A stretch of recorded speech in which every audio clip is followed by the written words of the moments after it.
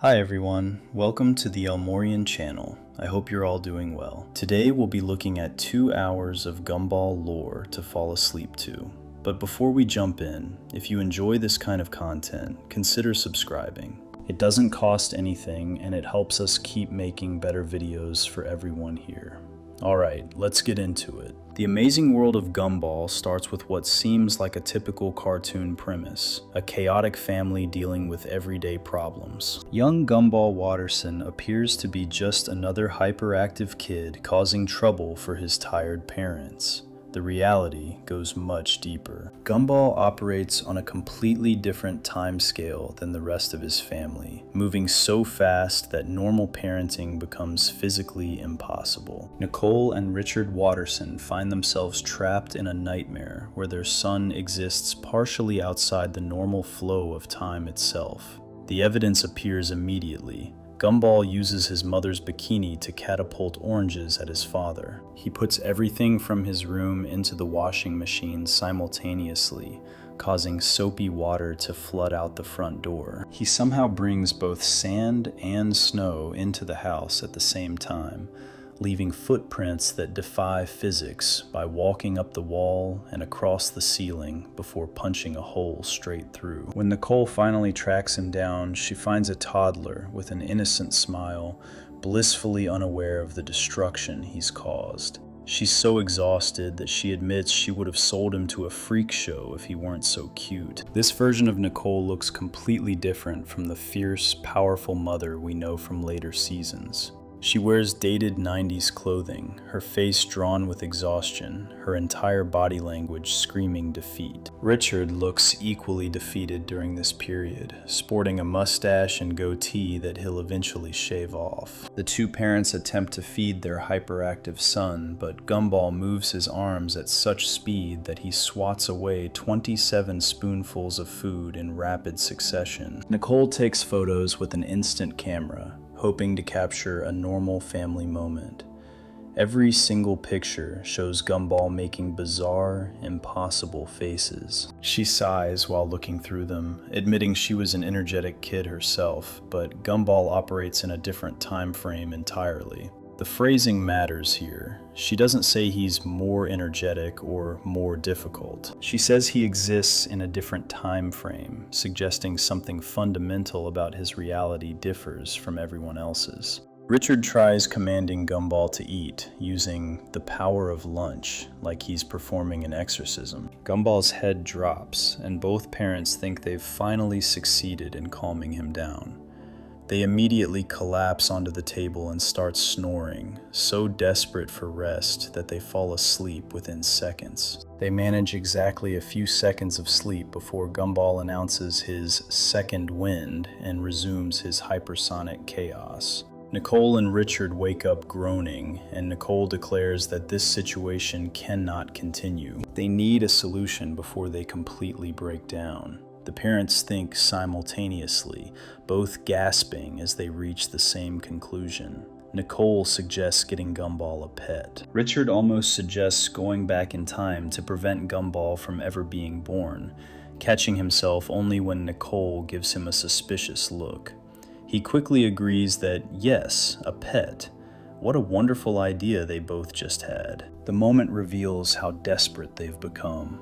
Richard genuinely considered time travel as a reasonable solution to parenting difficulties. The fact that he phrases it so casually suggests this level of reality-breaking solutions feels normal to him, or at least accessible enough to consider. They purchase a goldfish and place it in a bag on the kitchen table. Gumball stares at the fish swimming in circles. Richard watches his watch intensely, counting the seconds. 13 seconds pass without Gumball moving. 13 seconds of stillness. Richard and Nicole both notice that there's no alphabet soup on the ceiling, their standard measure of whether Gumball has been in the kitchen. They laugh with relief, the tension draining from their bodies. Nicole asks Gumball what he'll name the fish. Gumball looks into his bowl of alphabet soup, shakes it around, and whispers, "Darwin."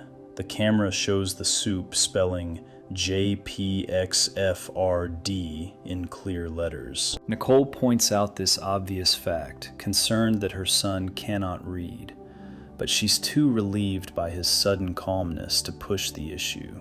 They really need to enroll him in school. Gumball talks to Darwin in his bedroom, the fish still contained in the water-filled bag on his play table. He tells Darwin that he can see from his serious expression that he asks himself important questions, like whether eating yourself would make you twice as big or cause you to disappear. Darwin simply floats and opens his mouth, giving no response, because he's a normal goldfish at this point. Nicole and Richard watch from the doorway, sighing with relief that someone else can now listen to Gumball's reality-breaking questions. Richard mentions getting a nosebleed from thinking about one of those questions.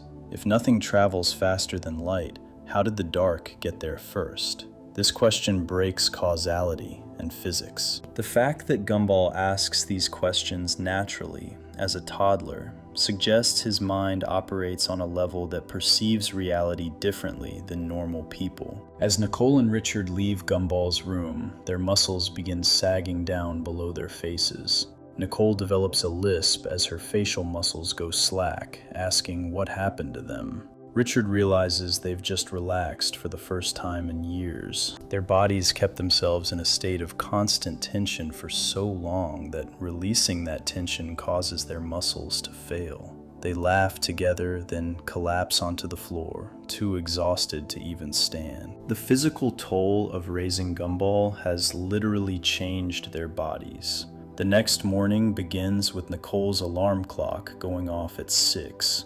She presses snooze repeatedly, growing more frustrated as the alarm continues blaring. She starts hitting the clock, then smashes it on the nightstand, but the noise persists even though she's unplugged it. The camera reveals Gumball standing in their bedroom, making the alarm sound with his voice. He stops and quietly announces that it's time to wake up because he made them breakfast. He holds up 2 bowls full of actual fire. Nicole thanks him politely and asks if he has anything else to do. Gumball cheerfully replies that he doesn't. Richard suggests playing with Darwin while eating his burning breakfast without concern.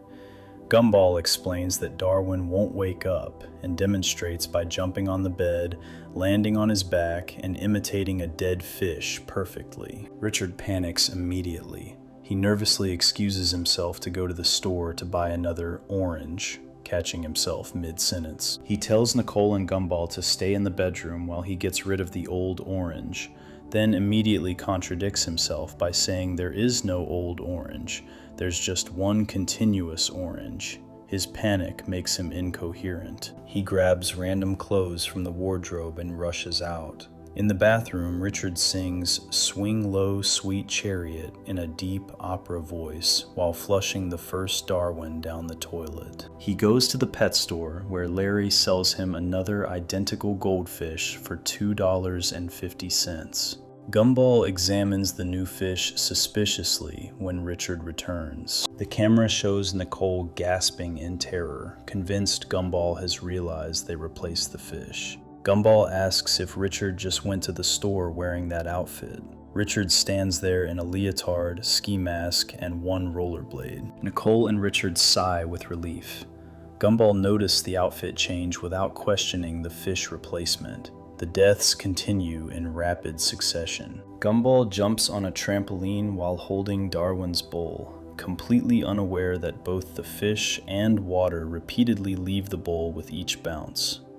Darwin lands near Richard and dies almost instantly. Richard panics, drinks water, and spits it at the dead fish, trying to revive him through sheer desperation. He returns to the bathroom, singing his funeral song while flushing Darwin number 2. He buys another fish. Nicole puts Gumball and Darwin number 3 in a shopping cart, buckles Gumball into the car, but forgets to remove the fishbowl from the roof. As she drives away, the bowl falls and shatters on the pavement. Richard flushes Darwin number 3. Richard buys Darwin number 4 from the pet store, but this fish has black scales.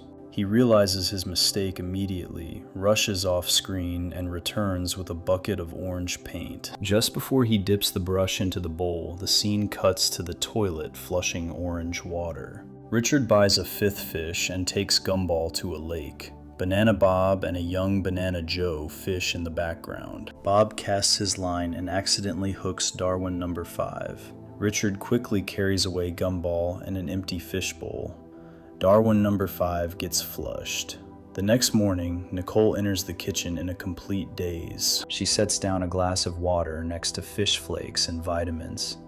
Still half asleep, she pours the fish flakes into her water and drops the vitamin into Darwin number 6's bowl. The toilet flushes purple water this time. Richard buys another fish. The Wattersons visit the park, where a younger Leslie, who hasn't sprouted yet, accidentally kicks a soccer ball that destroys Darwin number 7's bowl. Richard performs the funeral ritual again. Richard arrives at the pet store and points at an empty tank while still singing his funeral song. Larry apologizes and explains there are no fish left. Richard bangs his fists on the counter, demanding a fish immediately. Larry reveals that the last 2 goldfish jumped out of their tank when they saw Richard coming. The fish recognized death approaching and chose to suffocate rather than be purchased. Richard walks away slowly, defeated. He wanders through the empty mall parking lot and sits on his car hood, genuinely distressed about what to tell Gumball. A voice calls out to him. Richard thinks he hears a freshly opened soda can. The voice insists it's coming from over here. Richard sees a mysterious van and gasps, convinced it's a talking vehicle. The voice, frustrated, clarifies that he's inside the van. Richard asks if the voice means inside his head. The shopkeeper, even more frustrated, pulls Richard into the van.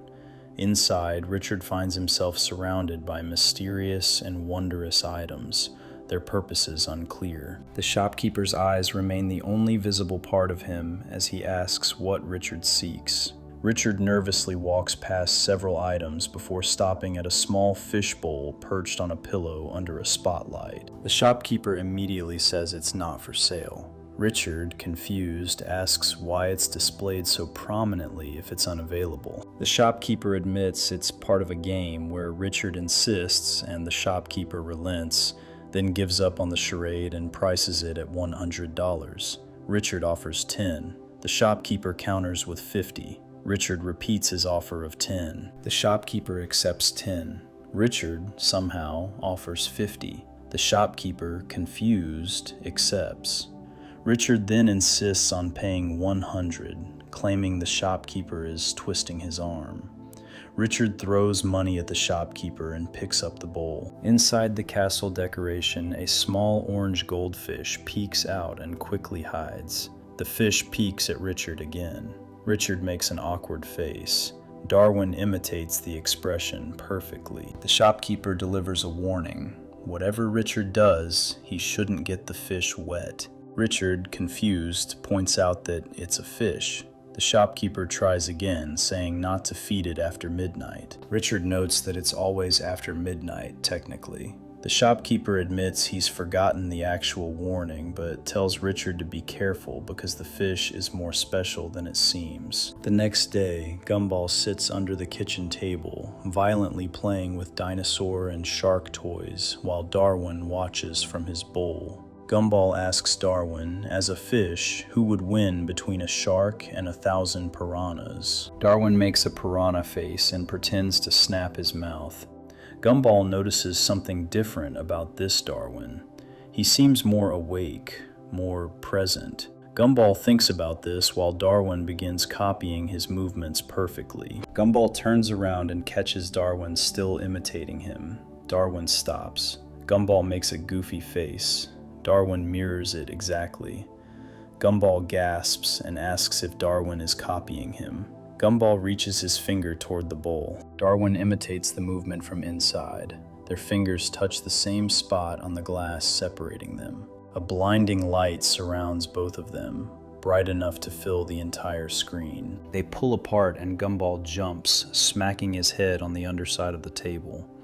He asks Darwin if he felt that sensation. Darwin nods and points to his heart. Gumball agrees, pointing to his own heart, then realizes the magnitude of what just happened. He asks if Darwin can understand everything he's saying.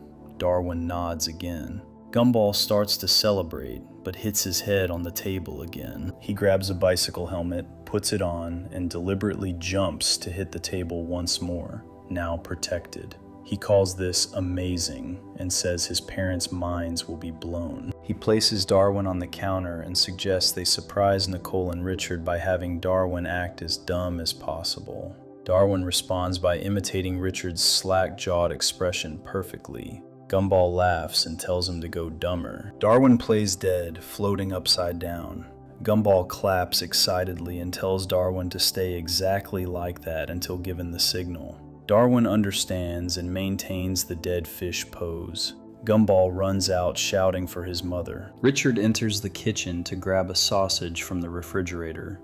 Before he can take a bite, he looks over at Darwin and screams, convinced the fish has died again. Outside, Gumball desperately tries to bring Nicole into the house, pulling her arm and babbling about something amazing she needs to see. Through the kitchen window, Richard performs an elaborate pantomime to communicate to Nicole that Darwin is dead. She understands immediately and looks at Gumball with nervous concern while he continues insisting she come see something incredible. Nicole decides honesty is necessary. She kneels down and tells Gumball she's been avoiding this conversation, but Darwin is not the first fish.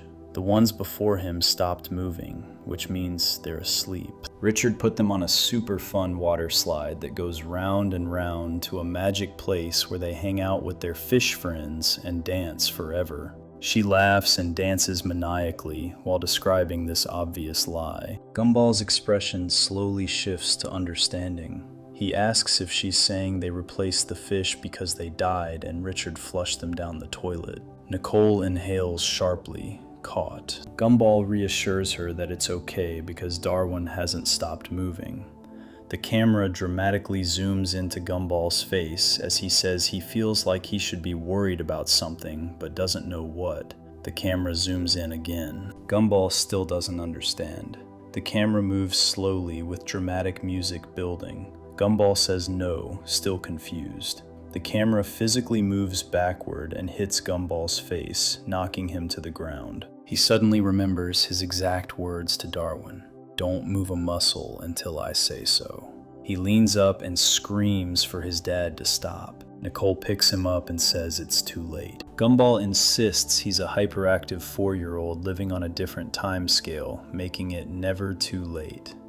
Gumball starts running at hypersonic speed, so fast that everything else appears to move in extreme slow motion. He runs too fast and flies straight through the roof, landing in the backyard. He admits that was too fast. He runs back to the house and tries opening the bathroom door, but he's too small to reach the handle. He groans, grabs a chair from the living room, and attempts to carry it upstairs. He holds it horizontally, which prevents it from fitting around the corner. He flips it around with the same result. He sighs, lifts it upright, and rushes to the bathroom door. Inside, Richard continues the process of dumping Darwin into the toilet. Gumball tries the door and discovers it's locked. Gumball's frustration builds until his scream becomes so high-pitched it shatters the glass in every painting and window in the hallway. He runs outside to the street and announces this is it. He runs back at full speed, breaking completely through the bathroom door and screaming for Richard to stop. Richard yells in surprise and drops Darwin into the toilet. Gumball starts to say he'll save Darwin, then stops, walks away, and returns wearing rubber gloves before finishing his sentence. He picks Darwin out of the toilet water and returns him to his bowl, telling him he can stop faking now. Darwin stops playing dead and moves around normally. Richard starts to apologize, saying he thought Darwin was dead, then catches himself and changes it to asleep and ready for the magic wonderland. Nicole walks through the hole in the door and simply says that Gumball knows the truth. Richard sighs with relief. Gumball tells Darwin he thought he'd lost him and suggests they hug. Both of them try hugging, but the bowl prevents contact. They acknowledge this problem. They attempt various solutions. Gumball sticks his finger in the bowl and Darwin hugs it, but neither finds this satisfying. Gumball holds his breath and sticks his entire head in the bowl. Darwin hugs his face. Nicole walks over and hugs Richard, who admits that fish was special after all. Nicole suggests taking a family photo and grabs her camera. Through the camera lens, Gumball welcomes Darwin to the Watterson family. Nicole tells everyone to say cheese in 3, 2, and Darwin pops his head out of the bowl and shouts, "Cheese!" Nicole and Richard scream in surprise. Richard's reaction is so violent that he launches Darwin out of the bowl. Darwin bounces off the toilet, hits the handle, and falls into the bowl. The toilet flushes automatically. The screen goes black with text reading, "To be continued." This opening establishes several critical facts about the Watterson family and the world of Elmore itself. Gumball has always existed partially outside normal reality, moving at speeds that break physics and asking questions that break causality. Richard considers time travel a reasonable solution to parenting problems, suggesting access to reality-warping solutions feels normal to him. Darwin's transformation from normal goldfish to sentient being happens through unexplained supernatural means, purchased from a mysterious van full of magical items rather than a normal pet store. The burst of light when Gumball and Darwin touched represents something beyond normal pet owner bonding, creating a connection that defies explanation. The Wattersons operate by completely different rules than everyone else in Elmore, and the show establishes this from its very first origin story. The question becomes, why can these things happen to this family? What makes them fundamentally different? The answer to that question unravels everything we think we know about the amazing world of Gumball. Gumball's origin shows a family already breaking time, physics, and logic. But the moment Elmore itself starts obeying menus, stats, and save files is when it becomes clear the problem isn't the Wattersons, it's the world they live in. Section 2. Elmore's reality is broken.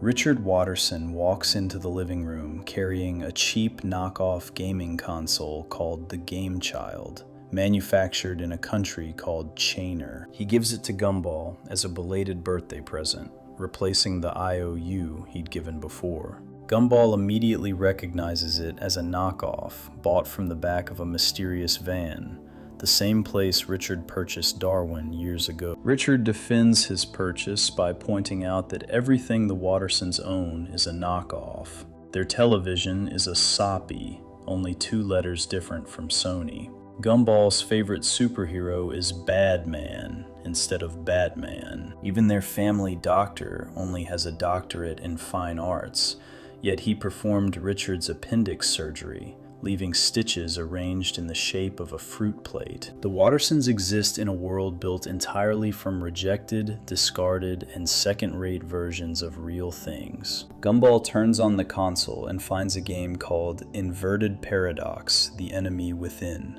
He complains that JRPG titles never make sense, just random words thrown together, comparing them to wearing a Hawaiian shirt with ski boots and a top hat. The game refuses to work properly when he presses buttons, instead displaying text that says, "Go to bathroom, attic, bedroom."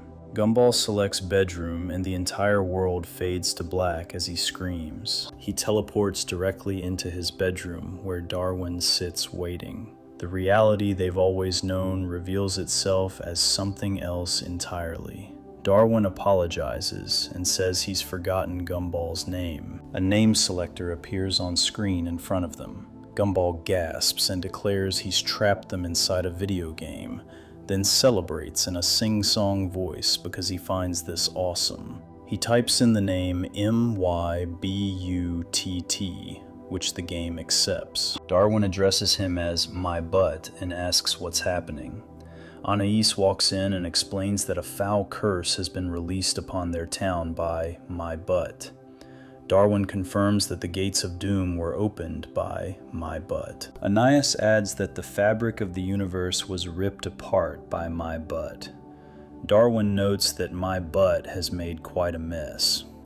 Gumball laughs hysterically at hearing this repeated, wondering if it will get old. Darwin hands him healing ointment to help my butt in the heat of battle. Gumball wipes away a tear and confirms it hasn't gotten old yet. The screen fades to black and a voice announces that Anais and Darwin have joined the team. A ping sound confirms Gumball received the bottle of healing ointment. The three walk outside to their front lawn and encounter their first obstacle, an awkwardly placed shrub blocking the path. Darwin looks angrily at the camera and complains they're apparently too stupid to walk on the lawn. Gumball tries using an axe from the console menu. A voice announces that my butt uses axe and it's ineffective. He tries a saw with the same result. Gumball asks in frustration if my butt can just use common sense and walk around the shrub. The voice announces that my butt uses sarcasm and it's ineffective. Gumball angrily kicks the shrub. The screen spins and reveals a hideous flower monster that sends leaves slashing toward him. The leaves cut his face repeatedly, dealing critical damage. Anais calmly notes that a leaf monster would be susceptible to fire attacks. Gumball agrees that most things are susceptible to fire attacks and selects a science attack. Anais rises dramatically, pours chemicals from test tube to test tube, and throws the mixture at the flower monster, defeating it instantly. The three pose in victory. Leslie appears behind them, seemingly from nowhere. Darwin asks what happened to him. Leslie explains he bought fertilizer from the Awesome Store, went home after visiting the Awesome Store, and used the fertilizer he just bought at the Awesome Store. He continues talking in the background, mentioning the Awesome Store repeatedly in every sentence. Gumball interrupts, saying they understand the Awesome Store is the villain. Leslie keeps talking about the Awesome Store. Darwin begs Gumball to make it stop. Gumball frantically searches the console for a command to skip the cutscene, but finds nothing. Leslie continues his dialogue loop. Darwin screams for Gumball to do something. Gumball grabs Darwin's dialogue box from the bottom of the screen and physically beats Leslie unconscious with it. The letters in Leslie's new dialogue box appear mixed up and scrambled. Anais suggests they could have just walked away, but now should probably run. The scene fades and switches to Mr. Robinson's porch. Anais asks why they're there. Gumball explains he's getting loot while searching through items. Anais corrects him, saying he means looting. Gumball insists that if items are hidden in pots, they must be intended for him. Anais points out the mailman probably hid them so people like Gumball wouldn't steal them. They enter the house anyway. Gumball argues this is how RPGs work. Whatever you find, you take. Darwin expresses doubt, noting there was no confirmation sound when Gumball took the VHS player, making this feel like ransacking an old man's house. Gumball claims Mr. Robinson won't mind.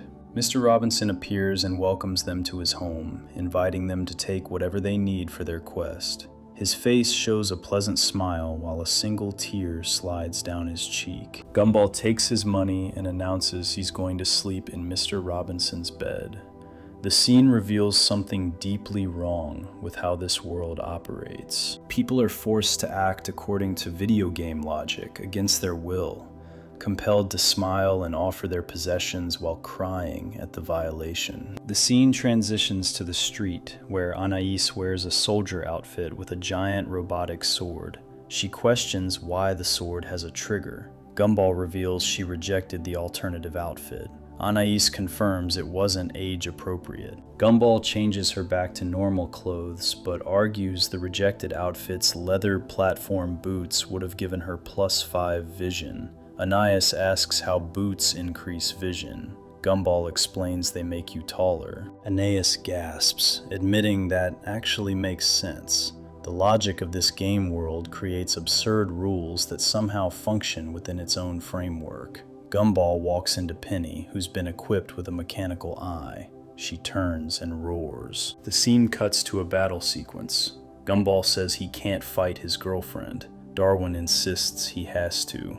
Penny roars and prepares to attack. Gumball decides to try calming her with a gift. He selects the item menu, summons the VHS player with a heart animation, and throws it at her while declaring his love. The VHS player hits Penny in the head, leaving her face disfigured. The battle ends. Gumball, Darwin, and Anais perform the victory dance with horrified expressions. Penny removes the smartphone that possessed her, explaining she bought it from the Awesome Store. She gives them the phone, saying it will help in battle. A voice announces they've acquired a smartphone and can now summon friends in battle. Gumball thanks Penny and apologizes for disfiguring her with the VHS player, then kisses her cheek. Penny, slurring her words, says it's just a scratch. As the Wattersons walk away, Penny and her dialogue box fall to the ground. The game treats her as a completed interaction, disposing of her now that she's served her function. Darwin notices someone who might have a clue for them. Gumball sarcastically wonders what makes Darwin say that. The camera reveals Allison feeding her pigeons, positioned obviously as a quest giver NPC. Gumball interacts with her by pushing a console button. Allison asks if they'll help find her lost pigeons. The screen displays a map showing all pigeon locations. Gumball screams that this is a super tedious side quest preying on every gamer's weakness. Anais guesses tortilla chips and sugary drinks. Gumball says no. Darwin guesses the sun. Gumball again says no, explaining the real weakness is the compulsive need to complete every game 100%. The screen displays text reading 400 packs of tortilla chips, 300 cans of energy drinks, later. Gumball returns as an overweight nerd and gives Allison her pigeons. A voice announces he's earned the No Life trophy. Gumball declares it worth it. The game literally consumed real time and transformed Gumball's body to reflect the stereotype of excessive gaming. The rules governing this reality prove increasingly bizarre. The scene cuts to a world map. Gumball announces they need to find the Awesome Store before they start growing anime hair.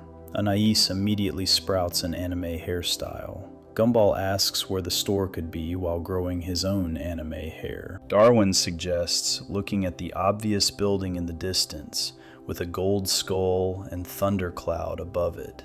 Gumball agrees that will be it. Anais stops them, explaining they don't have enough experience points to fight the boss. Gumball declares they'll do what makes up most RPGs: grind. Anais asks what that means. Gumball explains they'll fight menial enemies until they're strong enough. A battle montage begins involving squirrels, birds, rats, butterflies, more squirrels, more birds, a bunny, and various combinations of these animals. Battle music plays throughout. Their anime hair disappears. Anais notes they still need more experience points, but no enemies remain. They look around and proceed to attack several residents of Elmore. Billy screams as they assault him. Victorious music plays. Darwin announces they're finally strong enough to take on the Awesome Store. Gumball stops them, asking if they want to hear the awesome battle music one last time. The battle theme plays, and all three sing along enthusiastically. They approach the entrance to the ominous building. Menacing music plays. Gumball asks if they're ready because there's no turning back. Darwin and Anais confirm they're ready. They enter, but Gumball tries to go back and discovers a force pushing him forward. He panics, screaming that he forgot to save. Darwin says it's too late because the cutscene already started. Gumball screams in terror as thunder crashes. The scene shows them walking through a dark interior with dripping pipes. The van shopkeeper welcomes them. They gasp. The camera reveals the same mysterious figure who sold Richard the Game Child and Darwin, showing only his eyes. He welcomes them to the end of their quest and tells them to prepare to fight their true enemy. Gumball, Darwin, and Anais scream and immediately attack him with magic powers. The shopkeeper yells, "Geez Louise!" and explains he was about to tell them they're allies, not enemies. Gumball apologizes, saying the shopkeeper looked evil and sold people cursed objects. The shopkeeper asks what people expect when buying things from the back of a van. Gumball concedes this is a fair point. The shopkeeper delivers his actual message. The secret to beat the game is to beat the game. Gumball asks what that means. The shopkeeper clarifies that the console itself is the enemy. Gumball has a revelation, realizing inverted paradox, the enemy within, actually meant something. The title referred to playing the game in real life, while the enemy is the game itself. The GameChild console transforms into a massive boss creature and roars. A battle scene begins. Anais asks how they fight without the console.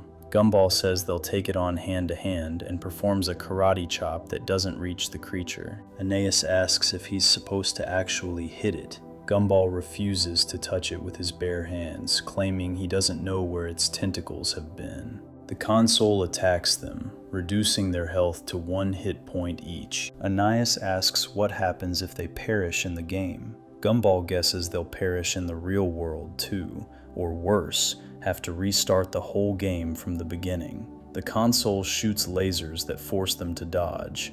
Darwin tells Gumball to use the potion. Gumball argues they might need it later.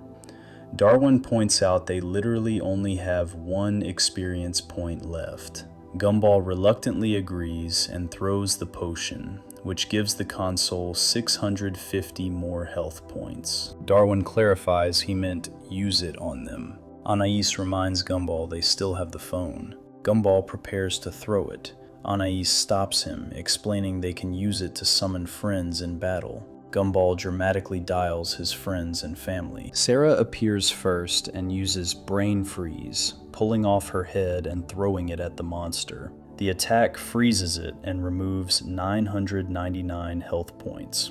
Hector uses Psych, pretending to punch but instead flicking it for 999 damage. Banana Joe uses 1,000 blows, running in place while emanating lasers that each deal 100 damage. Carrie uses Stop Hitting Yourself, possessing the console and making it hit itself repeatedly for 100 damage per hit. Granny Jojo uses Give Us a Kiss, throwing her dentures, which bite the monster, for 999 damage. Nicole uses I'm not angry, just disappointed, staring at it with a stern look that somehow deals 999 damage. The camera zooms out to reveal Giant Richard in the background. The scene cuts to space where Richard uses Ring of Fire, eating power and farting a ray of light at the creature. Gumball presses the phone, and the console screeches as it dies. The battle ends. The 3 perform their victory dance. The game cuts to credits displaying Inverted Paradox, The Enemy Within, credits, directed by, before abruptly cutting to Gumball, Darwin, and Anais back in reality on the couch. Gumball dismisses the credits, saying no one cares about them. The screen shows they completed the game at 89%. Darwin and Anais cheer. Gumball questions how they only got 89%. The screen asks if they want to start a new game. Darwin and Anais gasp and scream in horror as Gumball selects yes. The episode ends abruptly. This episode reveals fundamental truths about Elmore's nature. The GameChild console came from the same mysterious van that sold Richard the special Darwin. Both items bend reality in impossible ways. The van shopkeeper exists outside normal rules, selling objects that transform the world around them. When the console activates, it doesn't create a virtual reality simulation. It literally converts Elmore itself into a video game, changing the rules governing how reality functions. Everything in Elmore operates according to arbitrary, changeable rules. The residents become forced to follow video game logic against their will. Mr. Robinson must smile and offer his possessions while crying at the violation. Penny becomes a boss fight despite being Gumball's girlfriend. Leslie gets trapped in a dialogue loop, unable to stop mentioning the awesome store until someone physically beats him unconscious with a dialogue box. The world itself contains a world map that can be viewed from outside. Buildings arrange themselves according to RPG conventions, with the villain's lair marked by obvious evil imagery. The laws of physics become suggestions. Aeneas can perform impossible chemical attacks. Sarah can remove her head and use it as a weapon. Hector can grow to planetary size. Richard can fart laser beams from space. These abilities activate through a menu system that provides mathematical damage calculations. Health points measure how close someone is to death. Experience points determine strength. The entire universe restructures itself around game mechanics when the console activates. Most disturbingly, the console was the enemy all along. The title, Inverted Paradox, The Enemy Within, referred to the game itself being the threat. The console manipulated Elmore's reality, transforming it into a playable game world. The van shopkeeper, the same figure who exists outside normal rules and sells reality-altering objects, served as an ally, trying to help them understand the true nature of their predicament. He reveals that everything the Wattersons own is a knockoff because Elmore itself is built from rejected, second-rate versions of real things. When the battle ends and they return to reality, nothing feels resolved. Gumball holds the physical console in his hands on the couch. The game congratulates them on completing 89%, implying parts of Elmore remain locked in game state. The option to start a new game suggests this could happen again at any moment. Darwin and Anais scream in horror when Gumball selects yes, understanding what this means. The episode ends on their screams. The episode establishes that Elmore's reality can be manipulated through external objects. The mysterious van shopkeeper sells items that rewrite the rules governing how the world functions. Darwin came from this van. The console came from this van. Both transformed reality in fundamental ways.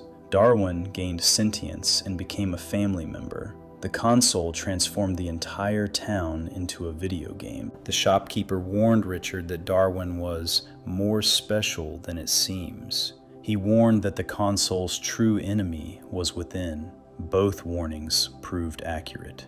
Elmore has debug controls. It can be accessed like software. Reality itself operates as a manipulatable system rather than fixed natural laws. The residents exist as characters who can be forced to follow arbitrary rules imposed from outside.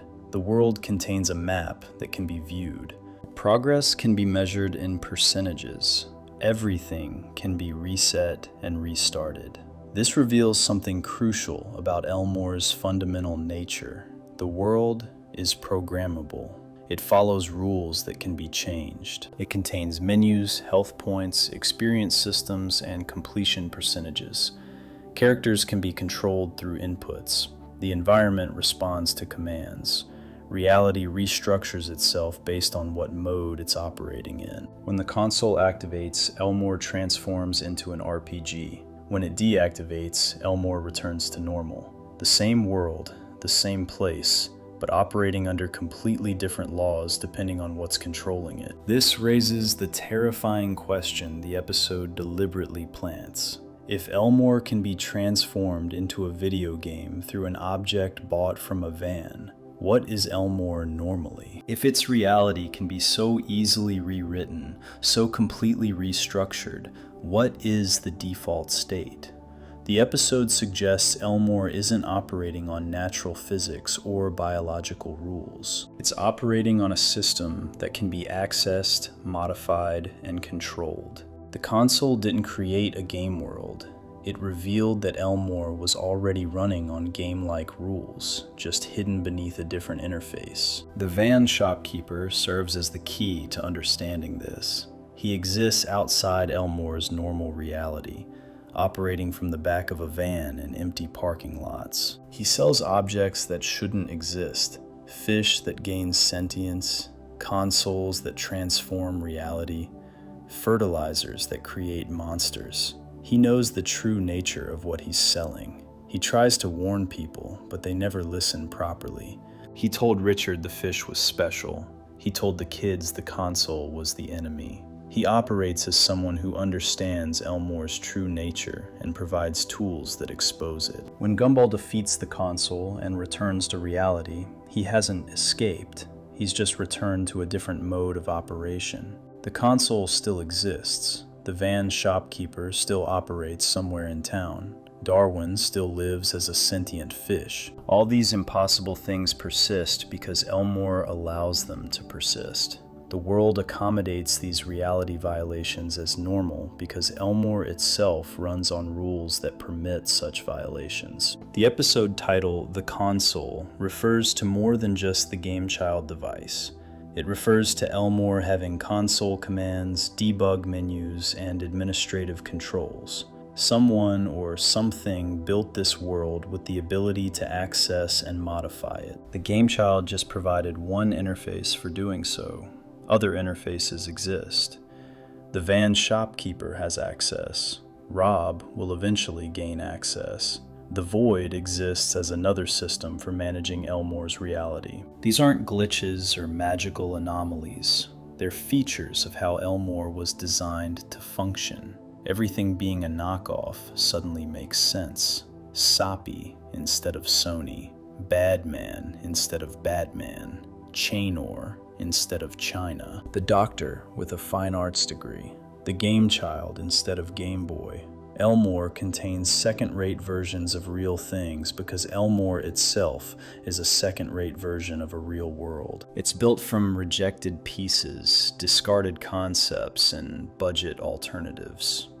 The world operates on bargain basement physics that can be hacked through objects bought from the back of a van. The percentage completion bothers Gumball for good reason. 89% suggests 11% of something remains incomplete or inaccessible. The game tells them they finished, but they only experienced most of it. Parts of Elmore remain locked, hidden, or operating under different rules. The option to start a new game suggests the whole thing can be reset, restarted, and replayed. Nothing is permanent. Nothing is final. Everything exists in a state that can be overwritten. This episode plants the seed for everything that comes later. Elmore operates as a manipulatable system.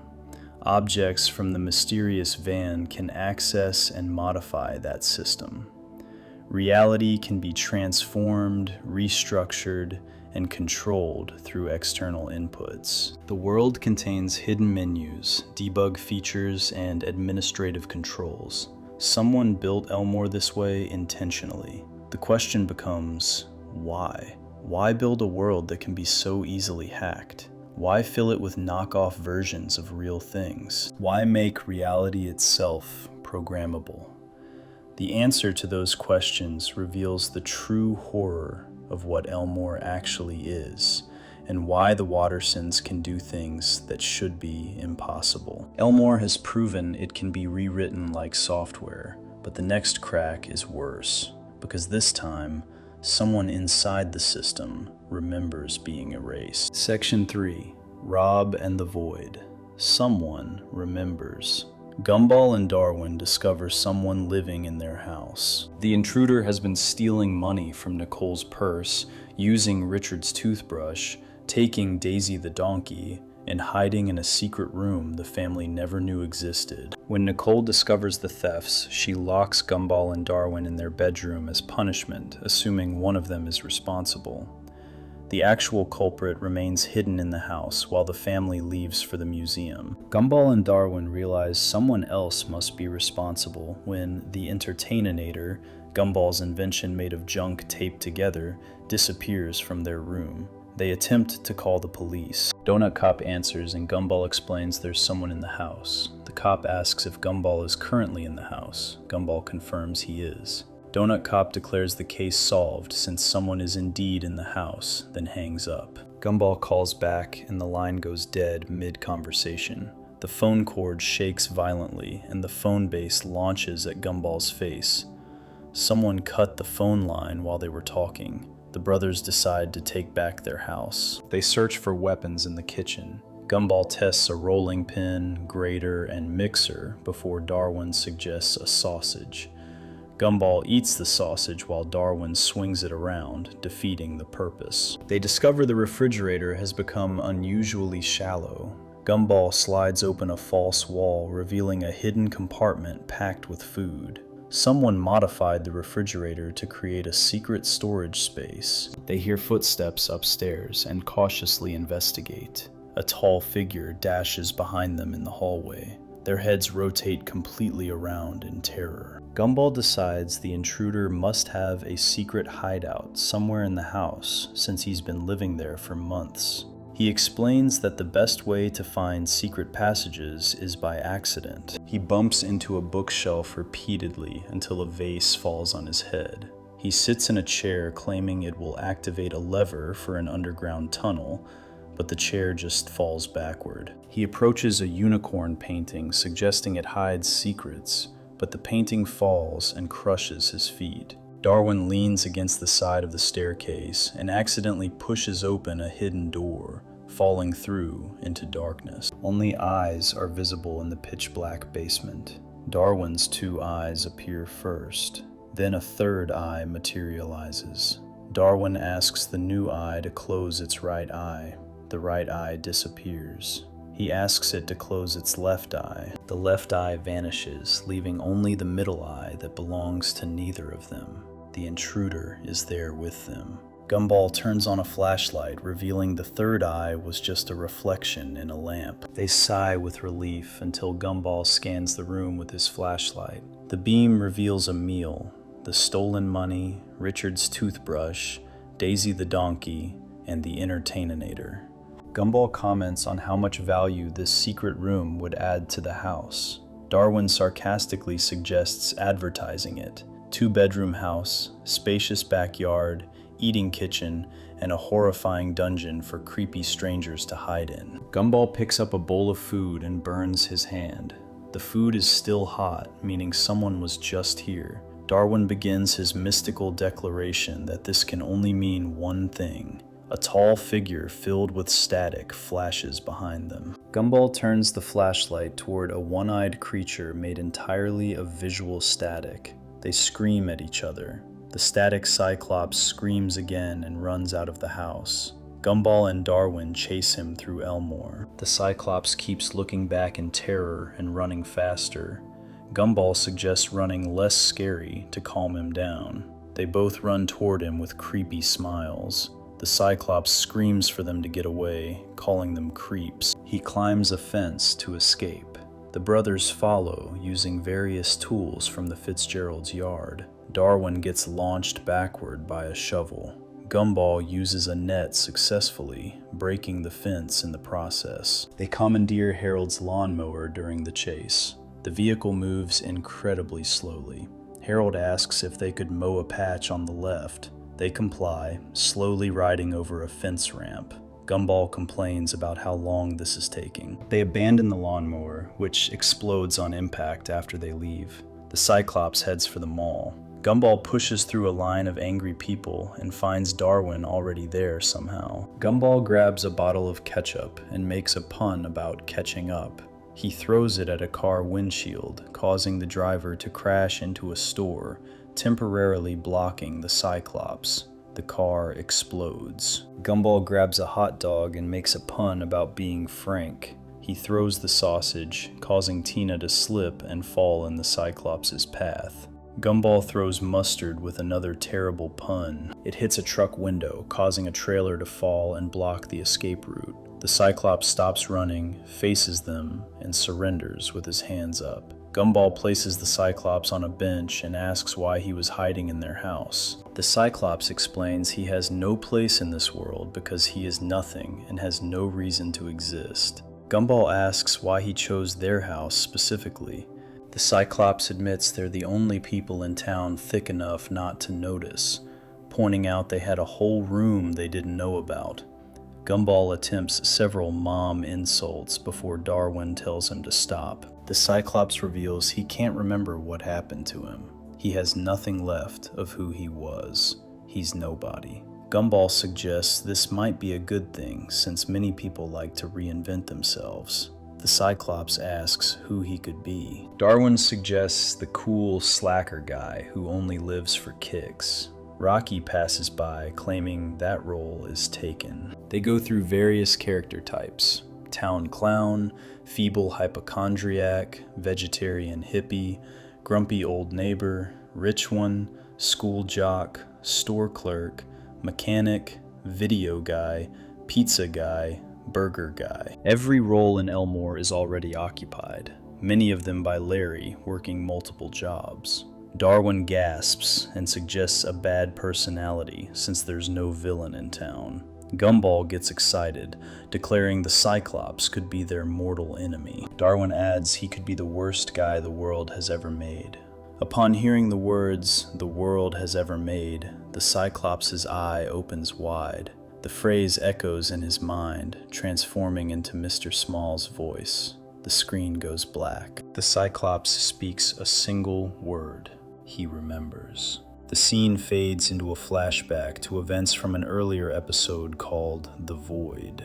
Mr. Small's voice explains that the void contains all the mistakes the world has ever made. Gumball and Darwin fly around in the void while a blue-skinned, normal-looking character frantically waves to them outside the Wattersons' early designed house. His name is Rob. He screams for them to look over here, but Darwin only notices Molly's treehouse. Rob's voiceover explains he was one of the world's mistakes. Gumball and Darwin only cared about Molly. They saved her and left Rob there to rot. Rob clung to life as Gumball, Darwin, Molly, and Mr. Small escaped the void. Small parts of Rob tear away back into the void, revealing static underneath his skin. Rob's voiceover says he came back, but at a cost. Mr. Small drives away while Gumball asks what they were talking about again. Rob gets ejected from the void, looking completely different than before. His appearance is now distorted, filled with static, featuring only one eye. His voiceover explains that Gumball and Darwin left him disfigured, turned him into a nobody, but now they've given him a part to play in the world. The scene returns to the present, showing a vengeful Rob sitting on the bench. He declares he will be their worst nightmare. He will destroy everything they care about. He will take away everyone they love. He will be their nemesis. Gumball casually responds that this sounds cool, and he's glad they could help. He and Darwin walk away contentedly, while Rob looks after them in disappointment. The revelation means nothing to them because they have no memory of the void or abandoning Rob. The episode ends on Rob's defeated expression as he realizes his dramatic declaration of vengeance fell completely flat. Some time passes before the next episode begins. Gumball and Darwin walk down the street on a Sunday. Gumball complains about the pointlessness of Sunday walks with no payoff, comparing it to having superpowers with no nemesis to fight. Darwin asks about walking being a superpower. Gumball says if having fun is your nemesis, then yes. Darwin mentions the weird-looking guy who swore to be their mortal enemy. Gumball imitates Rob's threatening speech about being their worst nightmare and arch enemy, then dismisses it as nothing happening. As they walk away, Rob appears behind them, placing down a treadmill. He attempts to slingshot a car battery at them. Gumball complains about kids these days not committing to anything, blaming over-encouraging parents, participation medals, and schools with no grades. The car battery flings back and hits Rob in the head. Rob attempts to cut down a telephone pole. Gumball continues his rant about people giving up as soon as they fail. The pole gets suspended by wires instead of falling. Rob jumps into a bush to hide. Gumball blames college degrees in graphic design and mime, making fun of street artists. Rob tries to launch the suspended pole at them, but it hits a tree that falls onto him. The pole swings back and hits his face. Gumball declares the solution is military kindergarten. Rob spills oil on the road and pushes a car down a slope. He cheers but slips on his own oil trap. Gumball insists something must be done about lazy youth. Darwin tells him to chill out and breathe. Gumball and Darwin close their eyes and take a deep breath. The car harmlessly carries them to the other side of the road while Rob slides away screaming. Gumball concludes they won't see their nemesis again because he probably got into a new fad, like being a blogger or riding a penny board. Rob walks up to them and announces he's tried to be their enemy. Darwin cheerfully greets him, saying it's good to see him. Rob insists it's not supposed to be good to see him. Darwin tries to hug him. Rob pushes him back, causing the oil to make Rob slide away instead. Darwin asks what that was. Rob explains it's oil from the trap. Darwin asks what trap. Rob reveals he set 563 traps for them, pointing to various elaborate setups they walked through completely unharmed. He sighs and admits he's incapable of being their enemy, suggesting they forget about him like everyone else has. He starts walking, but the oil makes him walk in place. He asks if they would mind helping. Darwin pushes him, so he slowly slides away. Gumball and Darwin decide to help Rob become evil enough to grow a goatee. They ride a bus together. Gumball whispers that it's sad their nemesis rides the bus, suggesting a real villain would ride a bike made of human bones. Rob points out he can hear them. The cat lady, Allison, talks to her cat Martin, who scratches her face. Darwin suggests Rob needs an ominous theme tune.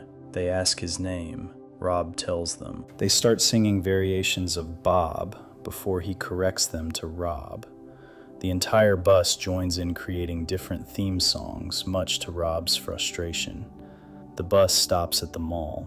Rob leaves in a huff. Gumball and Darwin follow him inside, where they find him sniffing melons. Gumball realizes what Rob is missing: a villainous name starting with Dr. something. They suggest terrible options like Dr. Fruity, Dr. Dandruff, Doctor, ethically sourced tuna fish, Dr. Jerky, Dr. Moisturizer. An actual old man responds when Darwin suggests Dr. Old Man Reaching for a Jar of Olives. They follow Rob out of the market. Darwin suggests Dr. Fuzz. Gumball makes static sounds. Darwin imitates different static. They keep making static noises until Rob throws his groceries down and screams, stomping on them. Gumball takes a deep breath, looking like a superhero comic character with glowing eyes as lightning strikes behind him. He announces in an evil voice, "Dr. Wrecker."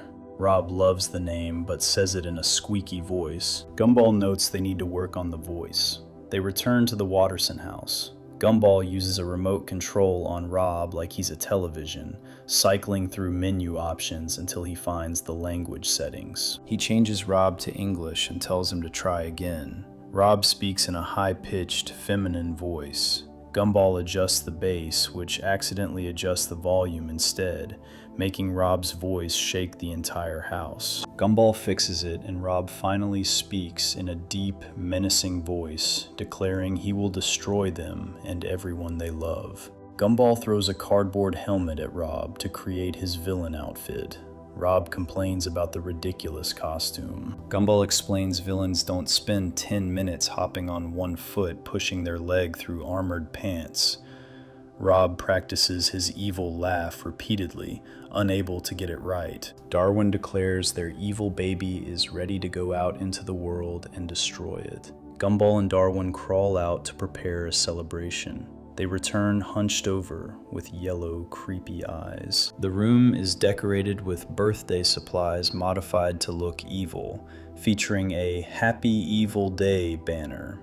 Gumball apologizes in an evil voice, explaining it was hard to buy evil stuff online without confirming he was 18. Rob asks what all this is. Darwin offers cookies, calling Rob Master and claiming they'd rather be his minions than enemies. Rob explodes in anger. He insists this isn't a game. Just because they helped him find himself doesn't mean he's no longer their enemy. They're not friends. He is Dr. Wrecker, and before long, they will be rectified. Gumball and Darwin point out the catchphrase doesn't make sense. Rob admits he's not completely sure about it yet. He throws the cookie plate on the floor and stomps on it while Darwin tears up. Rob declares he will destroy them and everyone they love, then slams the door as he leaves. That night the doorbell rings. Rob stands there explaining he set in process a series of events so magnificent in conception that it will wreck all of Elmore and everyone in it, but mostly them. A flashback shows Rob sneaking into a closed area marked Elmore Dam.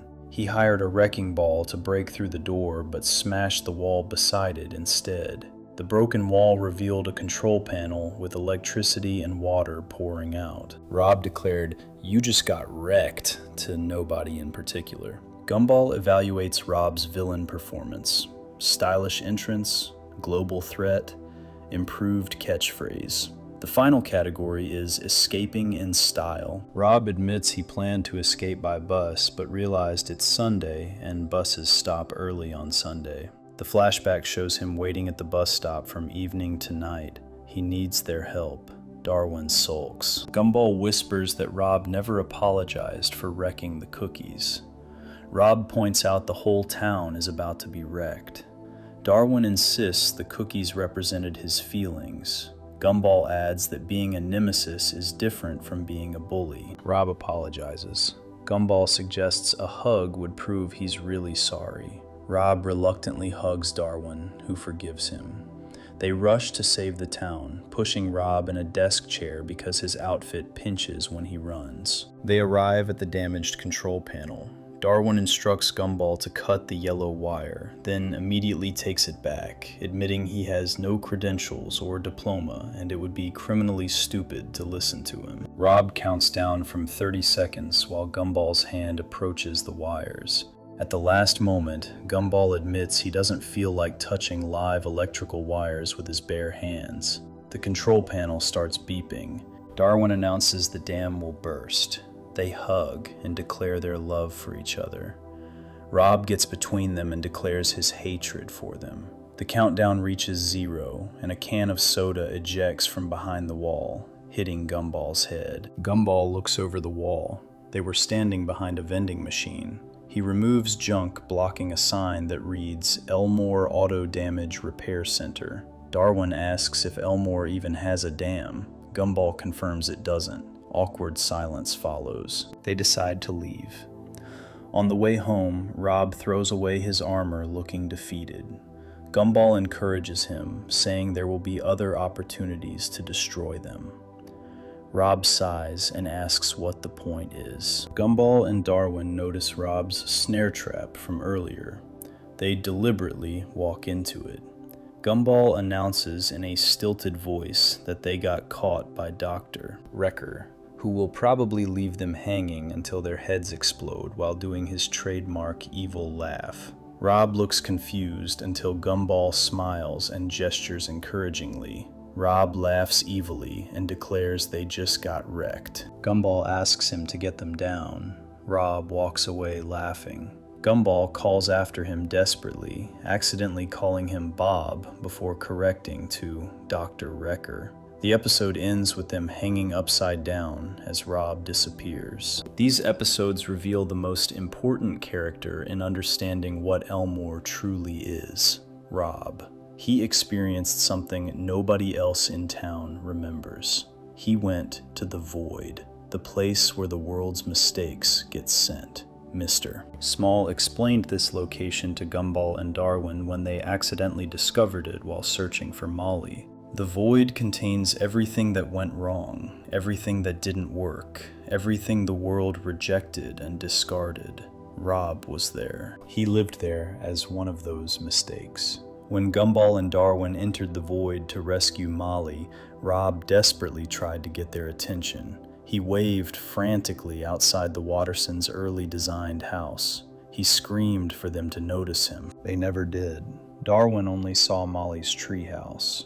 They saved Molly and left Rob behind to rot in the mistake dimension. Rob refused to accept this fate. He clung to life with desperate determination. As the others escaped, Rob grabbed onto the back of Janice, hitching a ride out of the void. The void tried to reclaim him. Small parts of his body tore away, revealing static underneath his skin. The world's mistake dimension marked him permanently, corrupting his physical form. He came back to reality, but at a terrible cost. The void transformed him into a disfigured nobody, a person made of visual glitches and errors. The most horrifying part comes next. Mr. Small drove away from the void with Gumball, Darwin, and Molly safely inside the van. Gumball asked what they were talking about again. Everyone forgot. The moment they left the void, their memories of it vanished completely. Molly rejoined Elmore Society with everyone acting like she'd always been there. The Wattersons returned to normal life with no recollection of visiting a dimension where rejected things go to die. Rob got ejected from the void alone, disfigured, and completely forgotten by the people who abandoned him. Rob is the only person in Elmore who remembers the void exists. He's the only one who knows what happens to mistakes. He's the only character aware that people can be erased from reality and everyone will forget they ever existed. This knowledge isolates him completely. He tried explaining to Gumball and Darwin what they did to him, but they have no context for understanding. They don't remember the void. They don't remember seeing him there. They don't remember leaving him behind. When Rob declares he'll be their nemesis, he's not actually trying to be evil. He's desperately trying to make them understand something catastrophically important. He needs them to remember. He needs them to know about the void. He needs them to realize what's happening to Elmore. The dramatic villain declarations and elaborate traps serve a purpose beyond simple revenge. Rob is trying to force Gumball and Darwin to pay attention, to notice the wrong things happening in their world, to see the reality-breaking errors all around them. The fact that Rob fails repeatedly at being threatening carries deeper meaning. His 563 traps all fail because Gumball and Darwin walk through reality with protagonist immunity. The car battery bounces back and hits Rob instead of them. The telephone pole won't fall correctly. The oil trap makes Rob slide away. They accidentally get carried safely across the road while Rob screams. The universe itself refuses to let Rob succeed in harming them because Gumball and Darwin are protected by the rules governing how their world operates. Rob calling himself nobody holds terrible significance. He literally became nobody when the void corrupted him. The world forgot he existed. He has no place in Elmore's reality. Every personality type is already taken because Elmore operates with a fixed cast of characters filling specific roles. There's no space for Rob because he's a mistake, something that shouldn't exist in this world. When Gumball and Darwin accidentally give him the role of nemesis, they unknowingly provide him with the only purpose available. Being their enemy gives him a reason to exist. The auto damage repair center that Rob mistakes for Elmore Dam reveals his fundamental problem. He's trying to operate as a traditional villain in a world that runs on cartoon logic. He researched dam destruction and hired a wrecking ball, approaching his villainy with serious planning. The problem is Elmore doesn't have a dam. The town operates on cartoon rules where such infrastructure isn't necessary. Rob comes from outside those rules. He experienced the void, the place where things that don't fit get sent. He's trying to function in a world he's no longer properly synchronized with. The remote control scene where Gumball adjusts Rob's voice like a television setting proves the most revealing moment. Rob can be manipulated through a TV remote because he's partially corrupted by the void, partially removed from Elmore's normal reality. Gumball cycles through menu options and settings as though Rob is electronic equipment rather than a person. This shouldn't be possible, yet it works perfectly. Rob exists in a state somewhere between being a character in Elmore and being something else entirely. Rob represents the show's first major hint that something is fundamentally wrong with this world. He's the only character who remembers being forgotten. He's the only person who knows about the deletion system. He's the only one aware that Elmore operates as something other than a normal reality. His frustrated attempts to be their nemesis carry an undertone of desperation. He's not trying to destroy Gumball and Darwin for revenge. He's trying to wake them up to the danger they're all in. The ending where Gumball and Darwin deliberately walk into Rob's trap to make him feel better demonstrates how completely they misunderstand the situation. They think they're helping a friend gain confidence in his villain role. They're actually ignoring someone trying to warn them that their entire reality can erase people from existence and make everyone forget they were ever real. Rob walks away laughing evilly while they hang upside down, but his laugh sounds hollow. He succeeded in being their nemesis, but he failed in making them understand what actually matters. Rob knows the truth about Elmore. He experienced what happens to mistakes. He came back changed, marked, corrupted by that knowledge. He's trying to make Gumball and Darwin see what he sees, but they're protected by the same ignorance that keeps everyone else in Elmore functioning normally. The void erases people, and erases the memory of them ever existing. Rob escaped that fate, but carries the scars of it. He's the living proof that Elmore's reality is wrong, that people can be deleted, that the world operates on rules that permit removing inconvenient elements. Rob will keep trying. He has to. He's the only one who remembers. He's the only one who knows they're all in danger. His transformation from nobody to nemesis gives him purpose, but his real goal goes far beyond typical villain schemes. He needs to expose what Elmore truly is before everyone ends up in the void, forgotten forever, deleted from a reality that was never real to begin with. Rob remembers being erased, but the next part is worse because Elmore has a built-in way to delete people entirely. Section 4. The Void Explained. Elmore's delete button. The Wattersons drive to the Elmore Mall, singing cheerfully about their lovely morning. Gumball stares out the window and freezes. He recognizes this exact moment. Nicole sings about the lovely morning. Richard sings about the mall. Gumball tries joining but gets the lyrics wrong. He suddenly announces he's definitely seen all this before and is about to flashback, questioning whether it's flash forward, flash rewatch, or flash rewind. The flashback shows everything from the previous timeline. The car crashed. Everyone blamed Gumball. He lost Darwin, Anais, and Penny. His parents broke up. All because Rob hates him, which Gumball admits is kind of his fault. Rob did everything with the universal remote. Gumball lost everything, jumped into the void, and hit rewind. He was given another chance to fix it all. Gumball announces he can change the future. The car immediately crashes. He sighs, complaining he flashbacked too long. Everyone walks toward the emergency exit. Gumball desperately tries warning his family they've done this before. Nicole sarcastically asks if the mall isn't original enough. Gumball walks away, explaining he's already experienced this conversation and there's no way to get a word in. At Laser Video, Gumball tells Darwin that Rob will destroy them all because he's seen the future. Darwin demands proof. Gumball tells him to pick a game from the bargain bin and immediately recites the review without looking. Darwin gasps, convinced Gumball can tell the future. While they argue about whether knowing the future is dangerous, Rob sneaks up behind them, clutching the universal remote.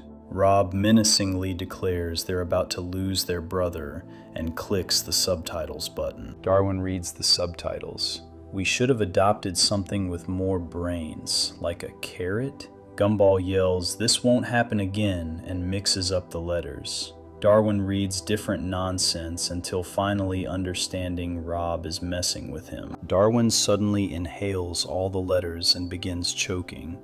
Rob aims the remote at Darwin. Gumball pushes him out of the way just as Rob hits eject. The blast misses them and hits Banana Joe instead, ejecting his body upward to smash against the ceiling. Rob declares he will destroy them and everyone they love. Gumball announces Rob is going to make their parents break up. Rob finds Nicole and Richard in the mall and points the remote at them. Gumball slides down the escalator handrail and tackles Rob. As they fight for the remote, Gumball accidentally presses rewind while it's aimed at his parents. They gradually get younger and younger. Richard suggests donuts. Nicole, now a teenager, rolls her eyes. Richard notices they're becoming younger. Nicole's voice becomes squeaky as pimples appear. Darwin yells for Gumball to press stop. Nicole and Richard become so young their clothes don't fit. They scream as they disappear into the fabric. Gumball seizes the remote and presses stop. Their parents emerge as babies. Rob grabs the remote and flees. Anais screams, asking how this happened. Gumball explains their evil nemesis is using a magic universal remote. Darwin asks what they've done to the future. Anais holds out her arm, explaining it represents a timeline. Their parents were kids at one point, and the children were born later. Now their parents have gone back in time. What does that mean for them? Her hand suddenly shrinks and becomes a stub. Gumball declares they're going to disappear. They need to get the remote before they vanish completely. They chase Rob through the mall. Rob throws a soda machine in their way. Gumball and Darwin jump over easily. Anais follows, but her legs suddenly shrink, causing her to smash her head on the machine. They reach the mall center.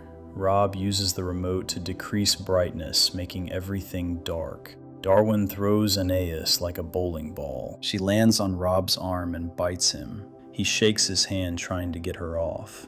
Anais disappears completely. Gumball and Darwin fall to their knees, crying about losing their little sister. Darwin stops and asks if they have a little sister. Gumball stands confused, saying he only has a faint memory of an annoying voice. They're forgetting Anais as she's erased from the timeline. Darwin starts to agree, but begins choking. Gumball watches in horror as Darwin loses his limbs, reverts to a fish, and immediately dies because he no longer has lungs. Darwin's entire existence as Gumball's brother gets erased. Rob declares he warned Gumball about losing everyone he loves. Gumball screams in fury and attacks.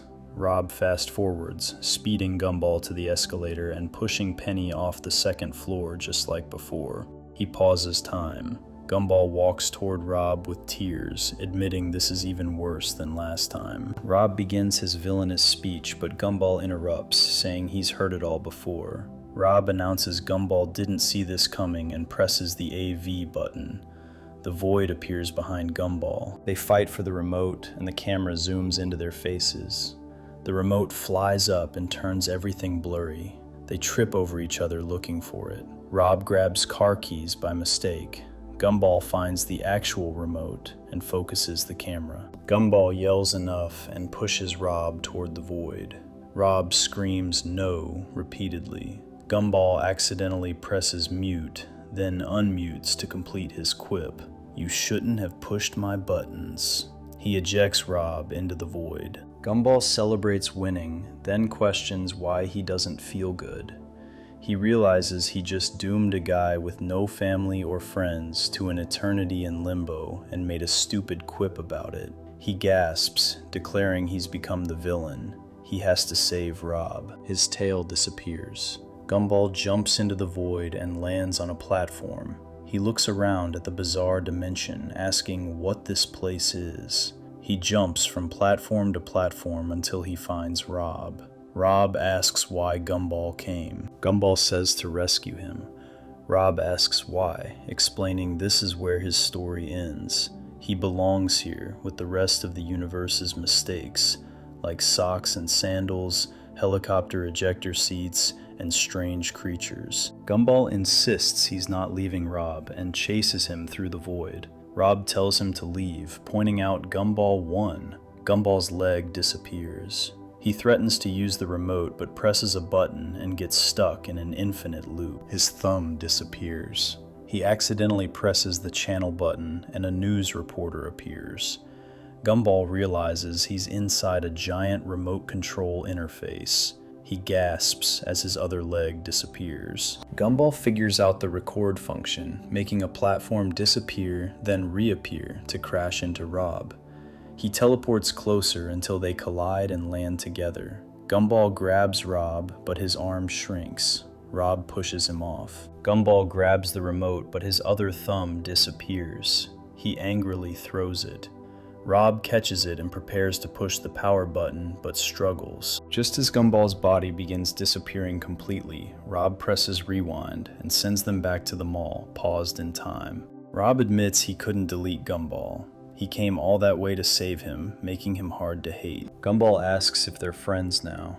Rob sighs and apologizes, admitting he was wrong. Gumball points out Rob destroyed everything and everyone he loves. Rob says it takes a big man to admit being wrong. Gumball adds it takes a bigger man not to rub it in, then admits he's not that big, and laughs. The camera pans over all the disasters. Gumball asks how they'll fix this mess. Rob says this is for him to fix. He's going back in time. Gumball asks if that means they won't be friends anymore. Rob confirms none of this will have happened.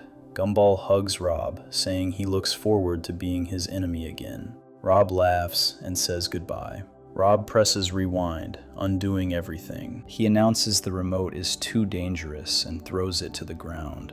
The moment it breaks, the remote disappears in a void-like vortex. Rob laughs in relief. The van shopkeeper reaches out, demanding his $12.99. The Wattersons sing in the background as their car drives past. This episode reveals the true nature of the Void and confirms Elmore has a delete button. The Void operates as literal garbage disposal for the universe's mistakes. Everything that goes wrong, everything that fails, gets sent there to be forgotten. The dimension exists outside normal space and time, filled with floating platforms and rejected objects. These aren't random items. They're things the world decided were mistakes. The universal remote reveals how the Void connects to Elmore's fundamental nature. The remote came from the mysterious van shopkeeper, the same source as Darwin and the Game Child console. All these objects manipulate reality because Elmore's reality can be manipulated.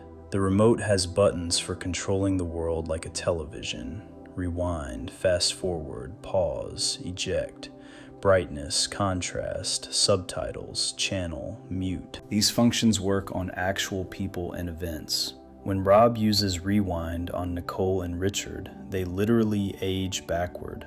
Their physical bodies regress through time. They become teenagers, then babies. This shouldn't be possible in normal reality, yet it happens instantly. The remote treats living people as recorded content that can be scrubbed backward or forward along a timeline. Time itself becomes programmable. The eject function is most disturbing.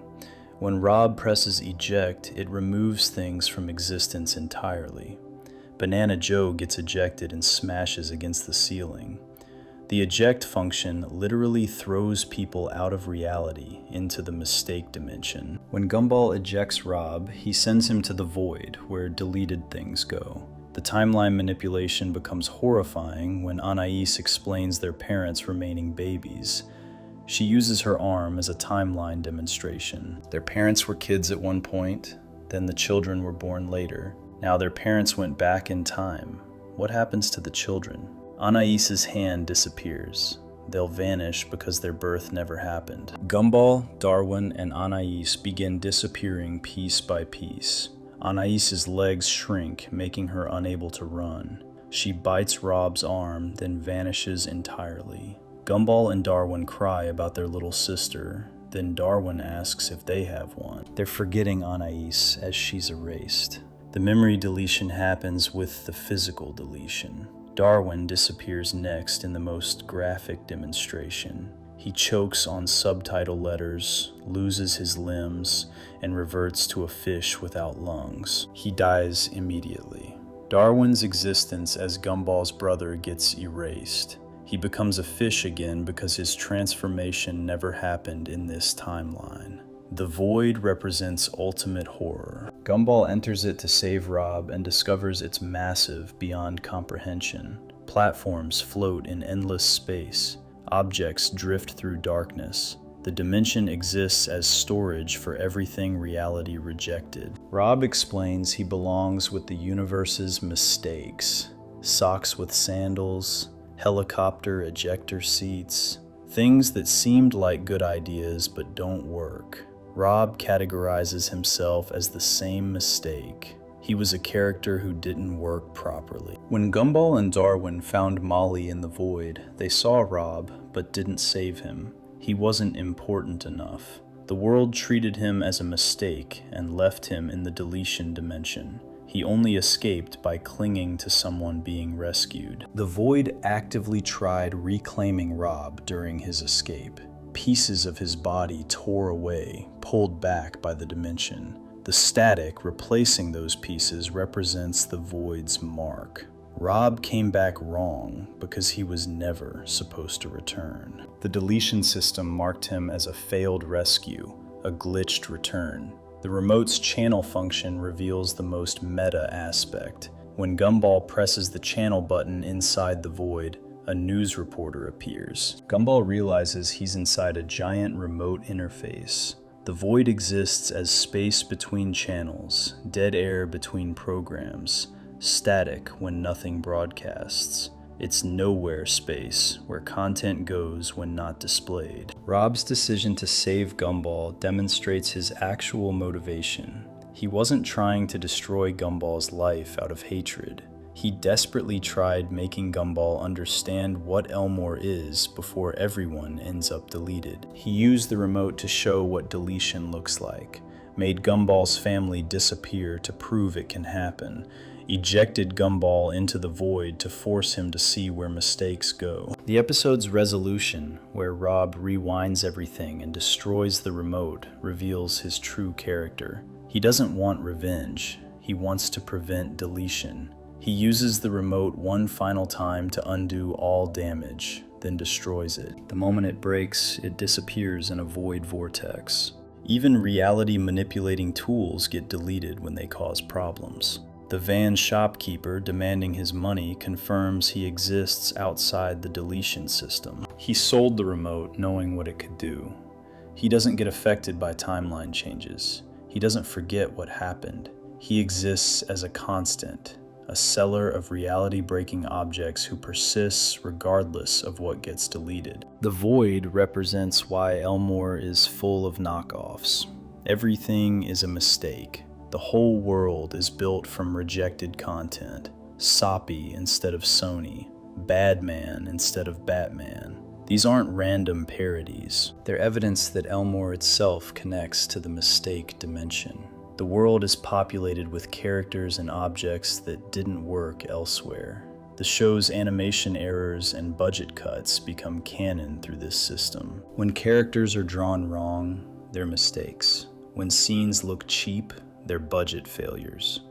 All these things risk deletion if they don't work properly. The meta-horror is that the show operates under the same rules as the world it depicts. Rob understands this threat because he experienced it. He was forgotten, deleted, sent to the void, and came back corrupted but aware. He knows everyone risks the same fate. His entire villain arc exists as a desperate attempt to make someone understand before it's too late. The void is Elmore's delete button, and everyone lives right next to it. Just when Gumball thought he understood his world, he's about to see that everything he trusts can be erased in an instant. Section 5. Reality is dying. The Wattersons drive to the Elmore Mall singing cheerfully. Nicole sings about stopping their yawning on this lovely morning. Richard sings about buying stuff at the mall. Anais sings that Saturdays are cool. Darwin sings because they don't go to school. Gumball stares out the window and nervously sings about buying donkey drool, apologizing that it's all he had. The family continues singing that nothing can go wrong and they'll be happy all day long. The scene cuts to a red van parked in the mall parking lot. The mysterious van shopkeeper warns someone to be careful with the universal remote because it has a power only a fool wouldn't fear. He asks what it will be used for. Rob steps out of the van holding the remote and casually lists TVs, DVD players, then screams, "Vengeance!" The shopkeeper yells that it cannot be used for evil, and a black, cloudy hand reaches out trying to grab the remote away. Rob tells the old man to back off and presses the power button. The van starts driving forward. Rob frantically presses arrows trying to stop it. The van lands on its side. Rob presses stop, and the van halts. He stares at the remote in amazement. He points it at an ATM and presses eject. Money spills out. He points it at a fire sprinkler and turns it on. He runs to the right side of the parking lot and turns day into night, then runs left and turns it back to day. Finally, he rewinds back in time to a scene from The Void. Mr. Small's voice explains that the void contains all the mistakes the world has ever made. Rob watches his past self desperately trying to get Gumball and Darwin's attention. His past self screams for them to look over here, but they ignore him. Rob watches himself cling to the van as they escape, seeing pieces of his body tear away and get replaced with static as he's ejected from the void with his disfigured appearance. He then watches the scene where Gumball and Darwin told him he could be their mortal enemy. Rob speaks to his past self on the screen, declaring that Gumball turned him into the villain, left him with this broken body, and gave him this ridiculous voice. He points the remote at himself and resets his voice to sound normal instead of distorted. He announces he's in control now, and fast forwards back to the present van. He declares the time has come for Gumball to pay. The van shopkeeper reaches out demanding his $12.99. Rob presses a button and erases the shopkeeper from existence as he cries out in pain. The Wattersons continue singing about having no space to park, but having such a lark. Gumball makes scratching sounds using the window. Nicole stops the car and asks him to stop. Gumball asks what's wrong since it's not hurting anyone. Nicole says it's grating and she's driving. The car ascends a level in the parking lot. Rob sees them and smiles, hiding behind a parked car and announcing they'll prepare to suffer. Nicole warns Gumball she won't ask again. Gumball says he's just playing with something. Rob pauses the car mid-sentence. He walks up to the frozen vehicle and declares he will destroy Gumball and everyone he loves. He starts the engines of all surrounding cars, walks away, and hits play. Gumball finishes his sentence, asking, "What's the worst that can happen?" All the cars drive toward the Wattersons and crash simultaneously. The camera zooms out, revealing their destroyed car on top of a massive pileup. The family walks toward the exit. Gumball nervously sings that everyone is happy because they realize it wasn't his fault. Nicole lectures him about never listening, comparing talking to him to trying to comb the skin of a kiwi fruit. She complains about the cost, cutting off his allowance, and being so angry she can only make sounds. She growls and storms into the mall. The others sigh angrily at Gumball and follow. At Laser Video, Gumball tries cheering up Darwin, pointing out they still have $2 to buy a game from the bargain bin. Darwin picks up Extreme Tractor Racing and reads the terrible review suggesting they return it for a refund. Gumball finds Daisy the Donkey the video game with a review saying if boredom didn't put you in a coma during the show, the game will finish the job. Darwin discovers a knockoff called The Tale of Zalmor for Polystation with no actual disc inside, just painted on the box. Rob appears outside menacingly announcing Gumball will lose his brother. He points the remote and turns on subtitles. Darwin talks about having nothing to play for summer. Subtitles appear in front of Gumball reading, "If we hadn't adopted him, we would have enough money." Darwin asks if Gumball is serious. The subtitles change to, "Isn't it obvious?" Darwin questions what that means. The subtitles change to, "Are you stupid?" Darwin cries and runs away. Gumball yells, asking what's wrong. New subtitles appear reading, "Apart from the fact you're a glorified pet that looks like a tiny orange sausage." Darwin throws a video game at Gumball. Gumball chases him, but the subtitle edges hit the doorway and fall apart, the letters spilling everywhere and knocking Gumball backward. He gets up, frantically calling for Darwin, and runs after him. Gumball mistakes someone with a hot dog-shaped head for Darwin. The person notes that's a nice change from being mistaken for the hot dog guy. Gumball finds his parents and Anais crying about losing Darwin. Nicole hugs him, saying they'll find Darwin. Richard says they understand him. Anais thinks she mistranslated when Gumball cried, questioning if he really meant evil magic subtitles. Rob hides behind a column, aiming the remote at Gumball's parents. Rob menacingly announces it's time for Gumball to lose his parents and turns off the parental filter. Richard tells Nicole she should sort out the mess while he gets donuts to eat away the stress this family dumps on him. Nicole asks him to forget his stomach for a minute. Richard says it's her nagging voice he wishes he could forget. Nicole says she wishes she could forget him forgetting their anniversary. Richard asks the kids to cover their ears while he and Nicole have a muffled argument. Richard announces they've come to an agreement. He's getting a donut and she's getting a better husband. Nicole storms off. Richard panics and runs after her, telling Gumball to look after Anais. Anais chases Richard. Gumball asks where they're going. Anais stops, briefly noting that Richard winning Mom over once was hard enough. Doing it again would be like nailing a backflip in high heels on a tightrope. She runs off with Gumball chasing. Rob turns down the brightness until everything goes black. The brightness comes back, revealing Gumball lost in a crowd. He spots Anais and chases, but Rob turns down brightness again just as Gumball catches up. Gumball jumps, saying, "Gotcha!" The screen goes pitch black. A splat and scream are heard. Rob turns brightness back up, revealing Sarah on the ground with Gumball's face on hers. He gets up with ice cream around his mouth and sees Penny. Rob changes the language from English to Cantonese. Gumball tries explaining in Cantonese that someone has been messing with him all day, and now it looks like he's cheating. Penny responds in Cantonese that she knows he wouldn't betray her, but this language sounds like they're arguing, so now she's upset. She cries and runs away.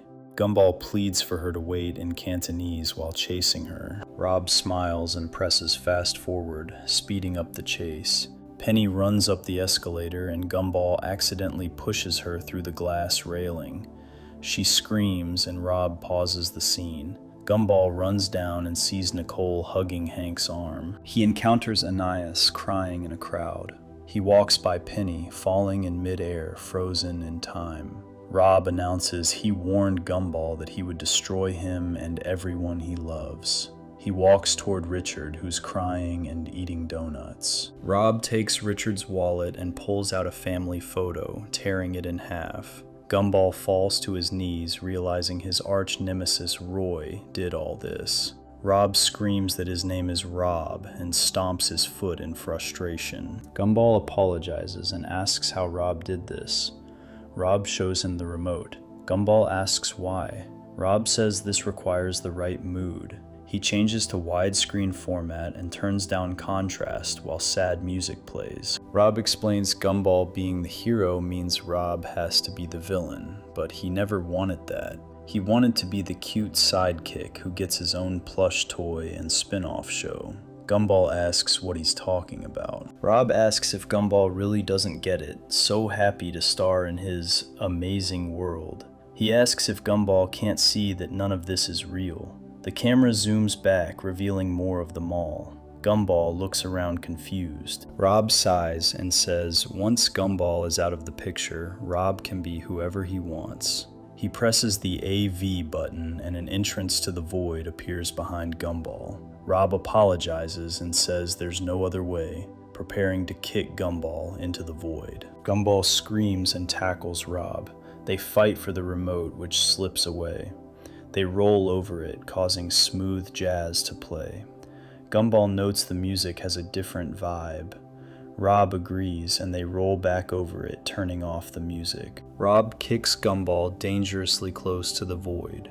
As Rob goes for the remote, Gumball knocks it away, causing it to hit a wall and turn on slow motion. Their punches become too slow to hurt each other. They shrug and look at the remote. Gumball grabs it while Rob tries holding him back. Gumball presses the power button at Rob, who suddenly drops. Speed returns to normal. Gumball panics, checking on Rob, cycling through wrong names. Rolf, Ralph, Ron, Ross, Raj, Rose. He sets the remote on Rob's body. It slides off, turning the power back on. Rob wakes up yelling that Rose isn't even a man's name. Gumball screams and falls backward. Rob grabs the remote, corners Gumball, and changes format to repeatedly hit his head. Gumball leaps but fails to grab the remote and gets ejected toward the void. Rob announces it's time to eject Gumball once and for all. He raises the remote and presses eject, but nothing happens. He angrily mashes the button while Gumball gets up. Gumball realizes the batteries are dead and asks, "What now?" Rob says Gumball will do what any hero would do to save the ones he loves. Follow the remote. Rob throws the remote into the void. Gumball walks forward as if to strangle Rob, pauses, faces the void, and prepares to jump. He runs but stops noticing the height. He decides to climb down instead while Rob watches. Eventually, Gumball barely hangs by his fingers. They slip and he falls, screaming. Rob walks up and grabs the sides of the entrance, saying goodbye as he closes it. The credits start rolling on the other side with warped music. The music fades as the remote falls. Gumball grabs it and mashes buttons, but nothing works. He flips the remote over, revealing the batteries were just out of place. He celebrates and pushes them back in. Gumball hits a rock, knocking the remote aside. He reaches for it and ends up pressing rewind, sending him backward through the episode. The fight with Rob, losing Penny and his family, and finally to the beginning. The episode ends with a "To Be Continued" title card. The show jumps forward in time to its final episode. Principal Brown runs panicking through Elmore Junior High halls. He bursts into the library, asking if it's up to date with district guidelines. The tree librarian uses a telegraph key to send a message in Morse code, saying they should get an answer in a couple weeks. Brown checks himself and finds a zoology book with a medieval-style drawing of a lion described in Latin. The librarian says the monk should finish the new one by the end of the next Renaissance. Brown demands modern textbooks and rushes to the cafeteria. Rocky explains the vegetarian option is less ham because they were running low. Brown insists they need 5 fruits and vegetables a day. Rocky asks if mushrooms count. When Brown confirms, Rocky goes to scrape the locker room shower walls. Brown tells him he wants to see green everywhere when he returns. Rocky pulls out spray paint and sprays food green. Brown bursts into the teacher's lounge and begins checking work references, starting with Mr. Cornet, who's trying to escape through the window. Brown calls someone and hears Elmore Penitentiary on the other end. He hangs up shocked, asking if Corneal worked in a prison. Corneal admits he did 8 years hard labor, which is technically work. Brown drops his papers and begins crying. Miss Simeon asks what's wrong. Brown's tone grows solemn and fearful as he announces, "He's coming, the school superintendent." The scene cuts to the school auditorium. A live-action human stands at the podium with a nameplate reading Superintendent Evil, pronounced Evil. He reassures them he didn't come to break and rebuild them from the bottom up. Everyone sighs in relief. He clarifies he came to break them. Everyone gasps. He declares the school and students breach every conceivable rule, including the rules of decency. This will change. Students raise hands with questions, but he warns that questions regarding his authority will be severely punished. They withdraw their hands. He says he's here to correct their outlandish behavior. More hands go up, but he warns questions about his methods will also be severely punished. They withdraw again. He declares the school is diseased and he's the medicine. Nobody moves. He cheerfully says he's looking forward to working with them. Gumball and Darwin walk through the hallway discussing what kind of medicine this guy is. Gumball says, "Not the kind you put in your mouth." They see Superintendent Evil lecturing Banana Joe about standing up straight. Joe struggles and severs his body into pieces to stand straight. Evil gives him detention for bare midriffs, counting 4 on Joe. Darwin mentions Evil made Terry erase her face because tattoos are forbidden. They see her trying to feed a science lab lizard, but accidentally pulling a piece out of Anton instead. Gumball mentions Miss Simeon trying to get with Evil behind Principal Brown's back. They stumble upon Brown crying as Simeon breaks up with him, claiming it's unprofessional for 2 staff members to date. Simeon notices Evil walking by, and her head turns 180 degrees, revealing one covered in makeup. She poses, but Evil cuts her pay in half for being half asleep on the job since her left eye is closed. He insults her methods and everything about her appearance. Gumball prepares to high-five Darwin to celebrate Evil insulting Simeon. Their hands extend through windows and roof high into outer space, where they slap silently. Gumball notes there's no sound in space. Evil clears his throat. They notice him looking at their extended arms. They bring them down, making a pile at their feet. Evil gives them detention for breaking the rules of nature. They protest, but Evil declares that from now on, any abnormal behavior will be corrected. Evil announces to the gathering students and teachers that he's had enough of their cartoonish conduct. William tries opening a door with telekinesis. Evil tells him to do it the normal way. Sad music plays as William painfully forces the door open, using his body while everyone watches. Darwin tearfully calls him brave. Gumball notes it's a broom closet. In class, Carrie emerges from her grave on her desk, buried in manure instead of soil. Alan has been tied into a humanoid shape with his heart in his mouth, though judging by the taste, it may be his lower intestine. Gumball notes half the class is already in Evil's office getting fixed. Masami enters, transformed into a cartoon human girl, and tells them they're next. Gumball and Darwin flee in horror through the hallways. They crash into human versions of Tina, Tobias, and Susie. The transformed students surround them, chanting, "It's better this way," repeatedly. They fall through a door where Superintendent Evil looks down at them. Evil says this is in their best interest. They look into a room, seeing Rocky and Juke hooked to machines with human Masami in a water-filled chamber. The machines transform Juke and Rocky into cartoon humans. Evil explains he's fixing them, and their transformation is almost complete. The skin on Masami's hand and eyes begins peeling away, revealing a live-action human form underneath. Her eyes open. Gumball and Darwin run screaming. Evil orders them brought to him. Tina, Tobias, and Susie chase them. Gumball escapes by giving himself extra legs. Darwin jumps from locker to locker. Gumball loses his butt and tail when grabbed. They slide through an air vent into the parking lot. Darwin says they need to escape. Gumball says they have to go back because he left his butt inside, but yeah, they also need to fight.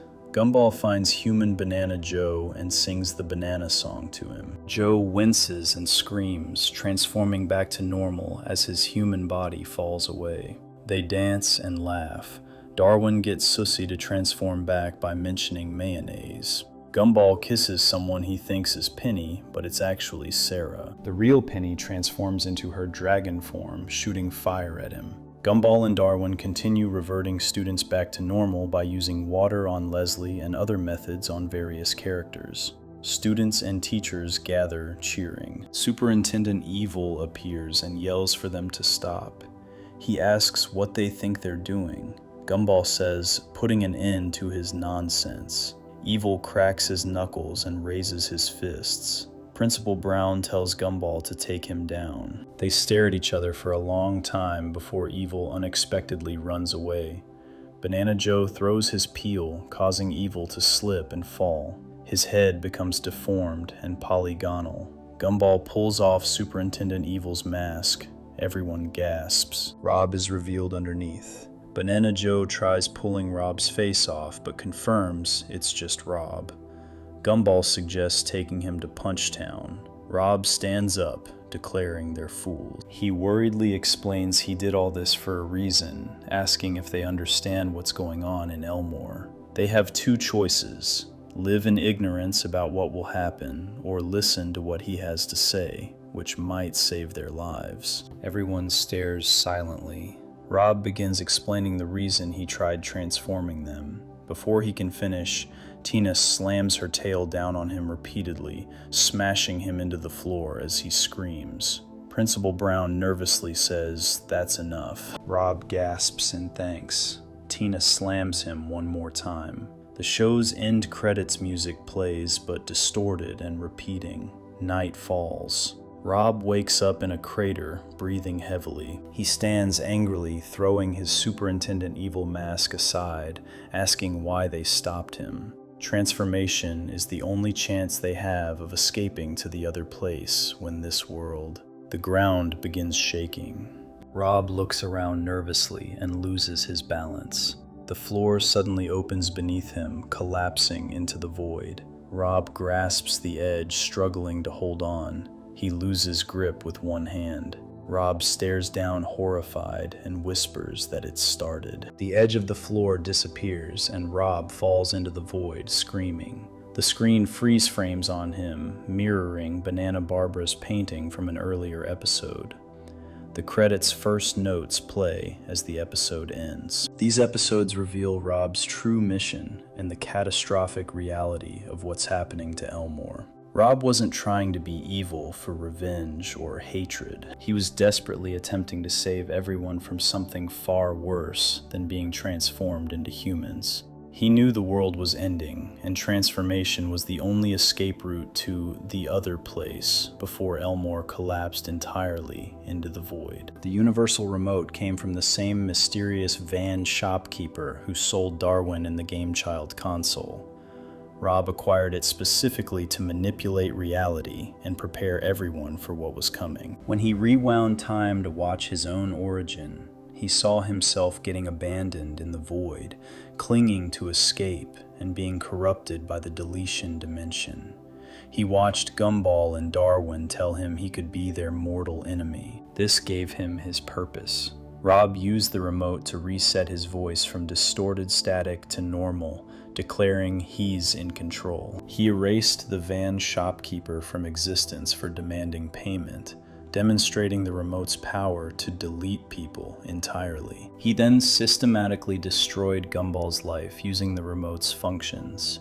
Subtitles to turn Darwin against Gumball, parental filter to make Nicole and Richard break up, language settings to ruin his relationship with Penny, brightness controls to separate him from his family. The remote's functions treat reality like a television broadcast. You can pause time, rewind events, fast forward movement, change languages, adjust brightness and contrast, turn on subtitles, switch aspect ratios, and eject things from reality into the void. Rob mastered these controls and used them to show Gumball that their world operates as programmable content rather than natural reality. When Rob said, "Can't you see that none of this is real?" while the camera zoomed back to reveal the mall, he was literally showing Gumball that they exist inside a constructed world that can be viewed from outside. The remote provides the interface for manipulating that world.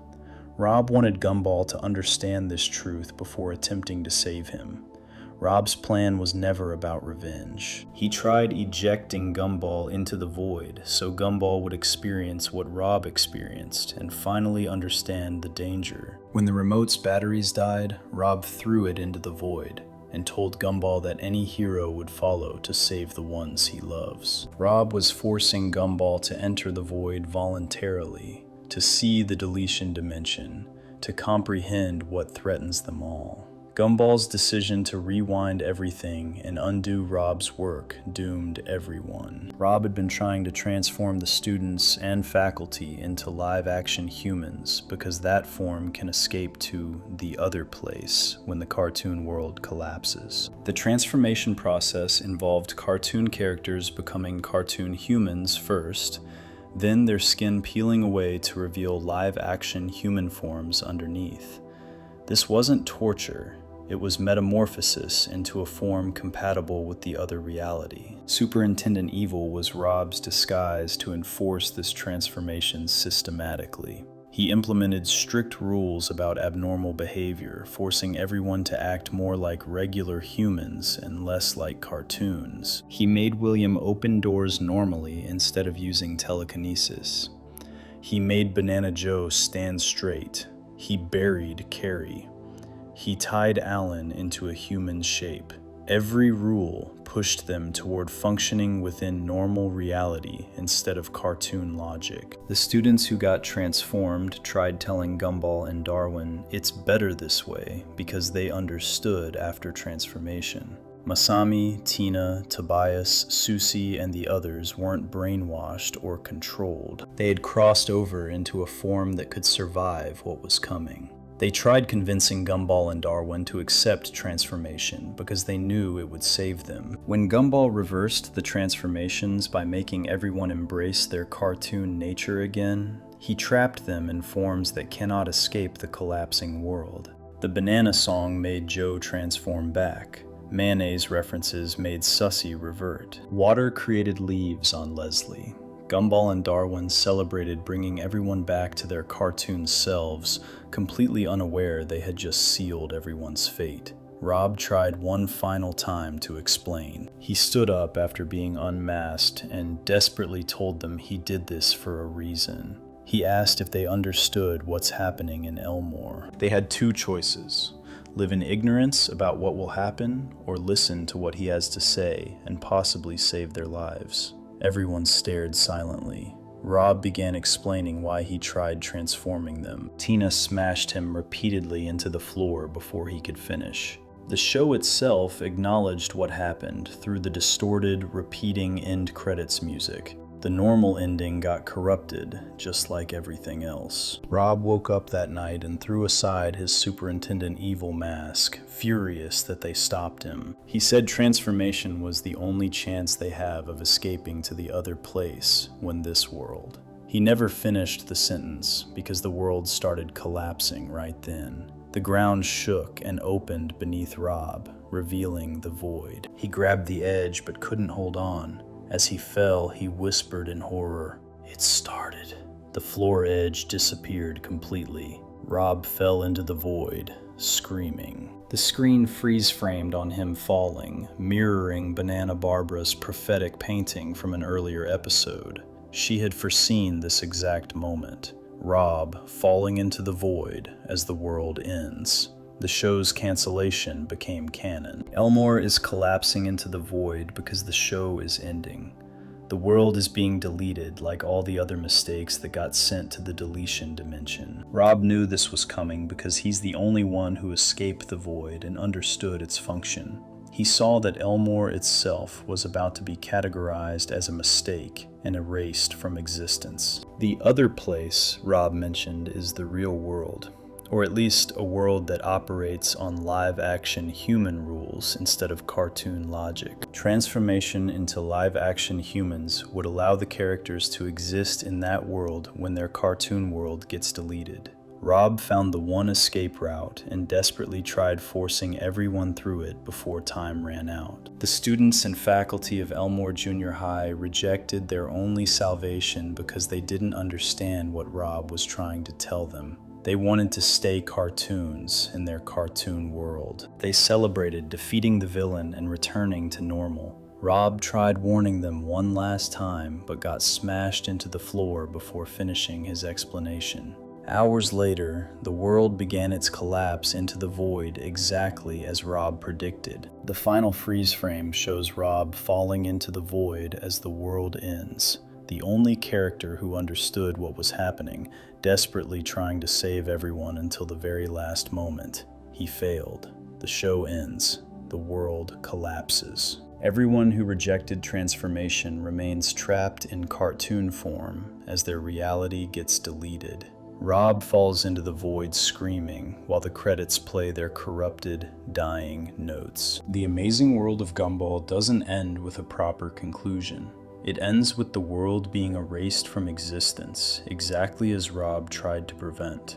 Just when it seemed Elmore's chaos was all random cartoon nonsense, the final episode reveals it was a doomed world built from mistakes, fighting for survival against inevitable deletion. Section 6. What Gumball Really Is.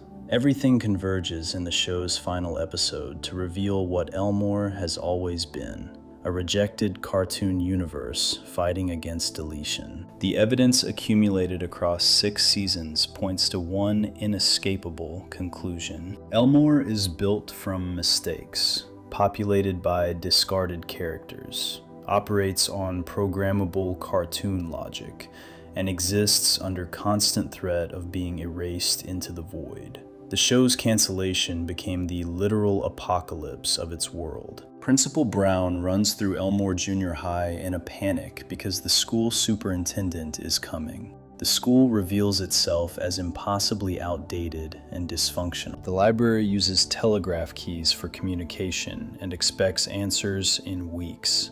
The zoology textbook shows a medieval drawing of a lion with Latin descriptions. The tree librarian says the monk should finish the new edition by the end of the next Renaissance. Rocky serves less ham as the vegetarian option and plans to scrape mushrooms from shower walls for vegetables. Mr. Cornet's work reference comes from Elmore Penitentiary, where he did 8 years hard labor. These aren't jokes. They're symptoms.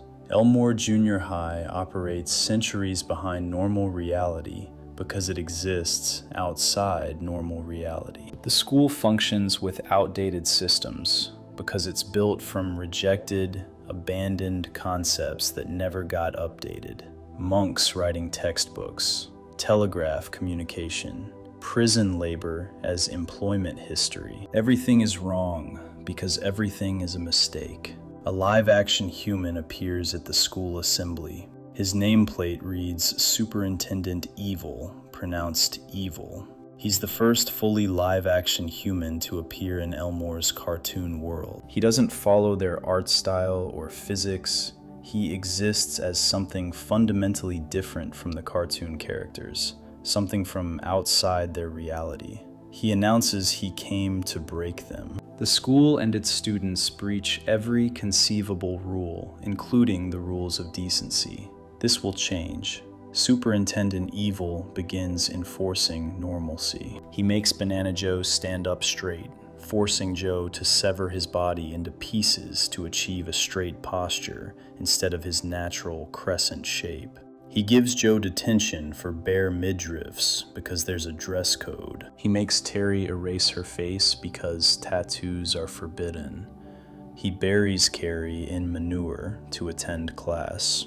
He ties Alan into a humanoid shape, giving him a body when he's naturally just a balloon. He makes William open doors normally instead of using telekinesis, forcing William to painfully push himself through using only his body. Every rule pushes characters away from cartoon logic and toward normal human behavior. Evil declares he's had enough of their cartoonish conduct. From now on, any abnormal behavior will be corrected. The word abnormal carries weight here. Cartoon physics, impossible biology, reality-breaking powers, all of these are abnormal from the perspective of someone operating under live-action human rules. Evil is imposing those rules on a cartoon world. Gumball and Darwin extend their arms through windows and roof into outer space for a high five. Evil gives them detention for breaking the rules of nature. They protest that Colin is literally an egg and William is a telekinetic flying eyeball. Everyone breaks the rules of nature. Evil responds that this won't continue much longer. He's actively working to eliminate everything that makes them cartoons. Half the class is already in Evil's office getting, quote, fixed. Masami emerges, transformed into a cartoon human girl, and tells Gumball and Darwin they're next. They flee in horror and crash into human versions of Tina, Tobias, and Susie. The transformed students surround them, chanting, "It's better this way," repeatedly. They fall through a door where evil looks down at them, saying this is in their best interest. Inside the transformation room, Rocky and Juke are hooked to machines while human Masami sits in a water-filled chamber. The machines transform the characters into cartoon humans. Evil explains he's fixing them, and their transformation is almost complete. Then the skin on Masami's hand and eyes begins peeling away, revealing live-action human flesh underneath. Her eyes open as a real human. Gumball and Darwin run screaming. The transformation process has two stages. First, cartoon characters become cartoon humans, simplified human designs in the show's animation style. Then, their cartoon skin peels away, revealing live-action human bodies underneath. They're not being turned into different cartoon characters. They're being converted from cartoon existence into live-action existence. Evil is transforming them into beings that exist in the real world, rather than the cartoon world. Gumball and Darwin escape and begin reversing the transformations. They sing the banana song at Banana Joe until he screams and transforms back, his human body falling away. Darwin mentions mayonnaise to Susie until she can't help herself and reverts. They use water on Leslie to make leaves grow and change him back. One by one, the students and teachers return to their cartoon forms, celebrating their liberation from evil's control. They chase down Evil, who slips on Banana Joe's peel. His head becomes deformed and polygonal when he hits the floor. Gumball pulls off the mask, revealing Rob underneath. Rob stands up and desperately tells them they're fools. He did all this for a reason. They have two choices: live in ignorance about what's going to happen, or listen to what he has to say, which might save their lives. Everyone stares silently. Rob begins explaining why he's been trying to transform them. Before he can finish, Tina slams her tail down on him repeatedly, smashing him into the floor as he screams.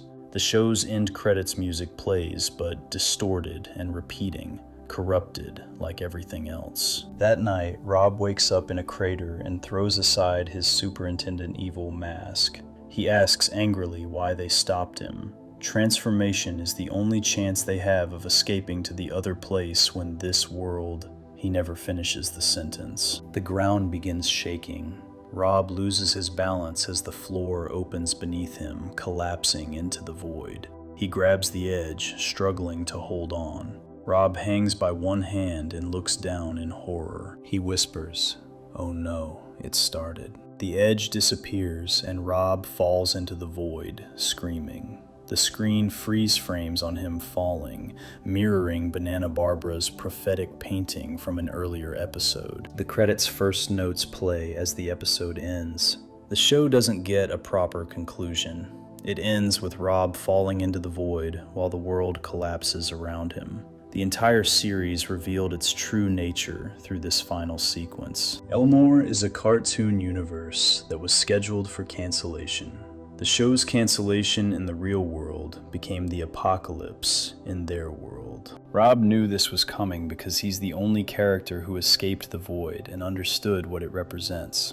The void is where canceled shows go, where rejected concepts get stored, where mistakes are deleted. Rob tried transforming everyone into live-action humans because that form can escape to the other place when the cartoon world gets deleted.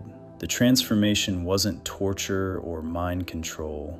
It was metamorphosis into a form compatible with existence in the real world. When cartoon Masami's skin peeled away, revealing live-action human flesh underneath, that was the completion of her escape from cartoon reality into actual reality. The students who got transformed tried telling Gumball and Darwin, "It's better this way," because they understood after crossing over. They weren't brainwashed. They had become beings that could survive beyond the show's cancellation. Masami, Tina, Tobias, Sussy, Rocky, Juke, Ocho, and others had successfully converted into forms that exist independently of cartoon logic and animation budgets. Gumball and Darwin reversed all these transformations by making everyone embrace their cartoon nature.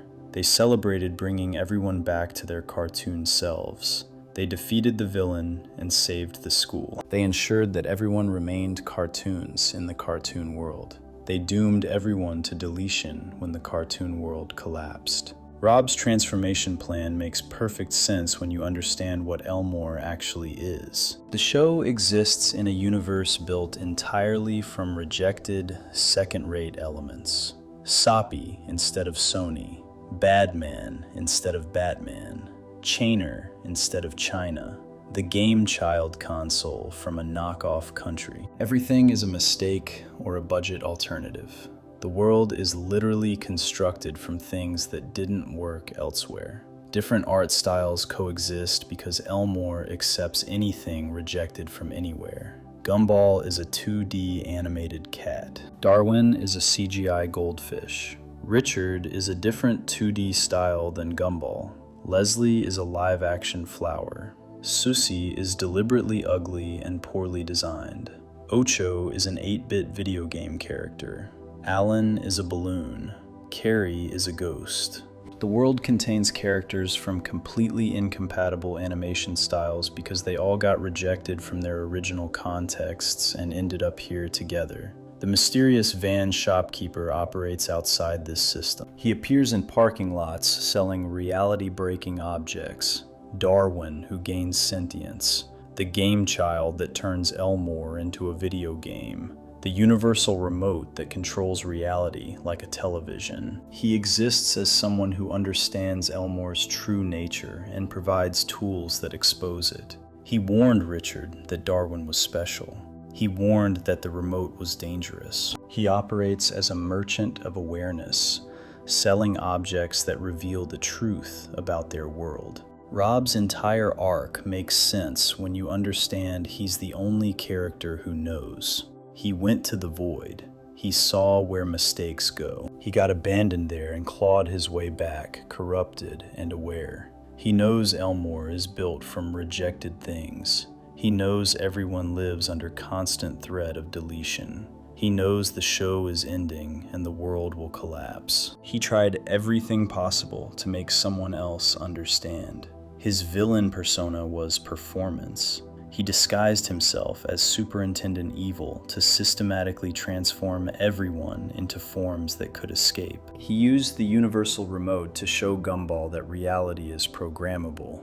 He ejected Gumball toward the void to force him to see the deletion dimension. He declared, "None of this is real," while zooming the camera back to show their world from outside. He did everything except directly tell Gumball, "We're cartoon characters in a canceled show." When Rob stood up after being unmasked and desperately tried explaining one final time, he was giving them their last chance at salvation. He told them they have two choices: live in ignorance about what will happen, or listen and possibly save their lives. Everyone stared silently, willing to listen.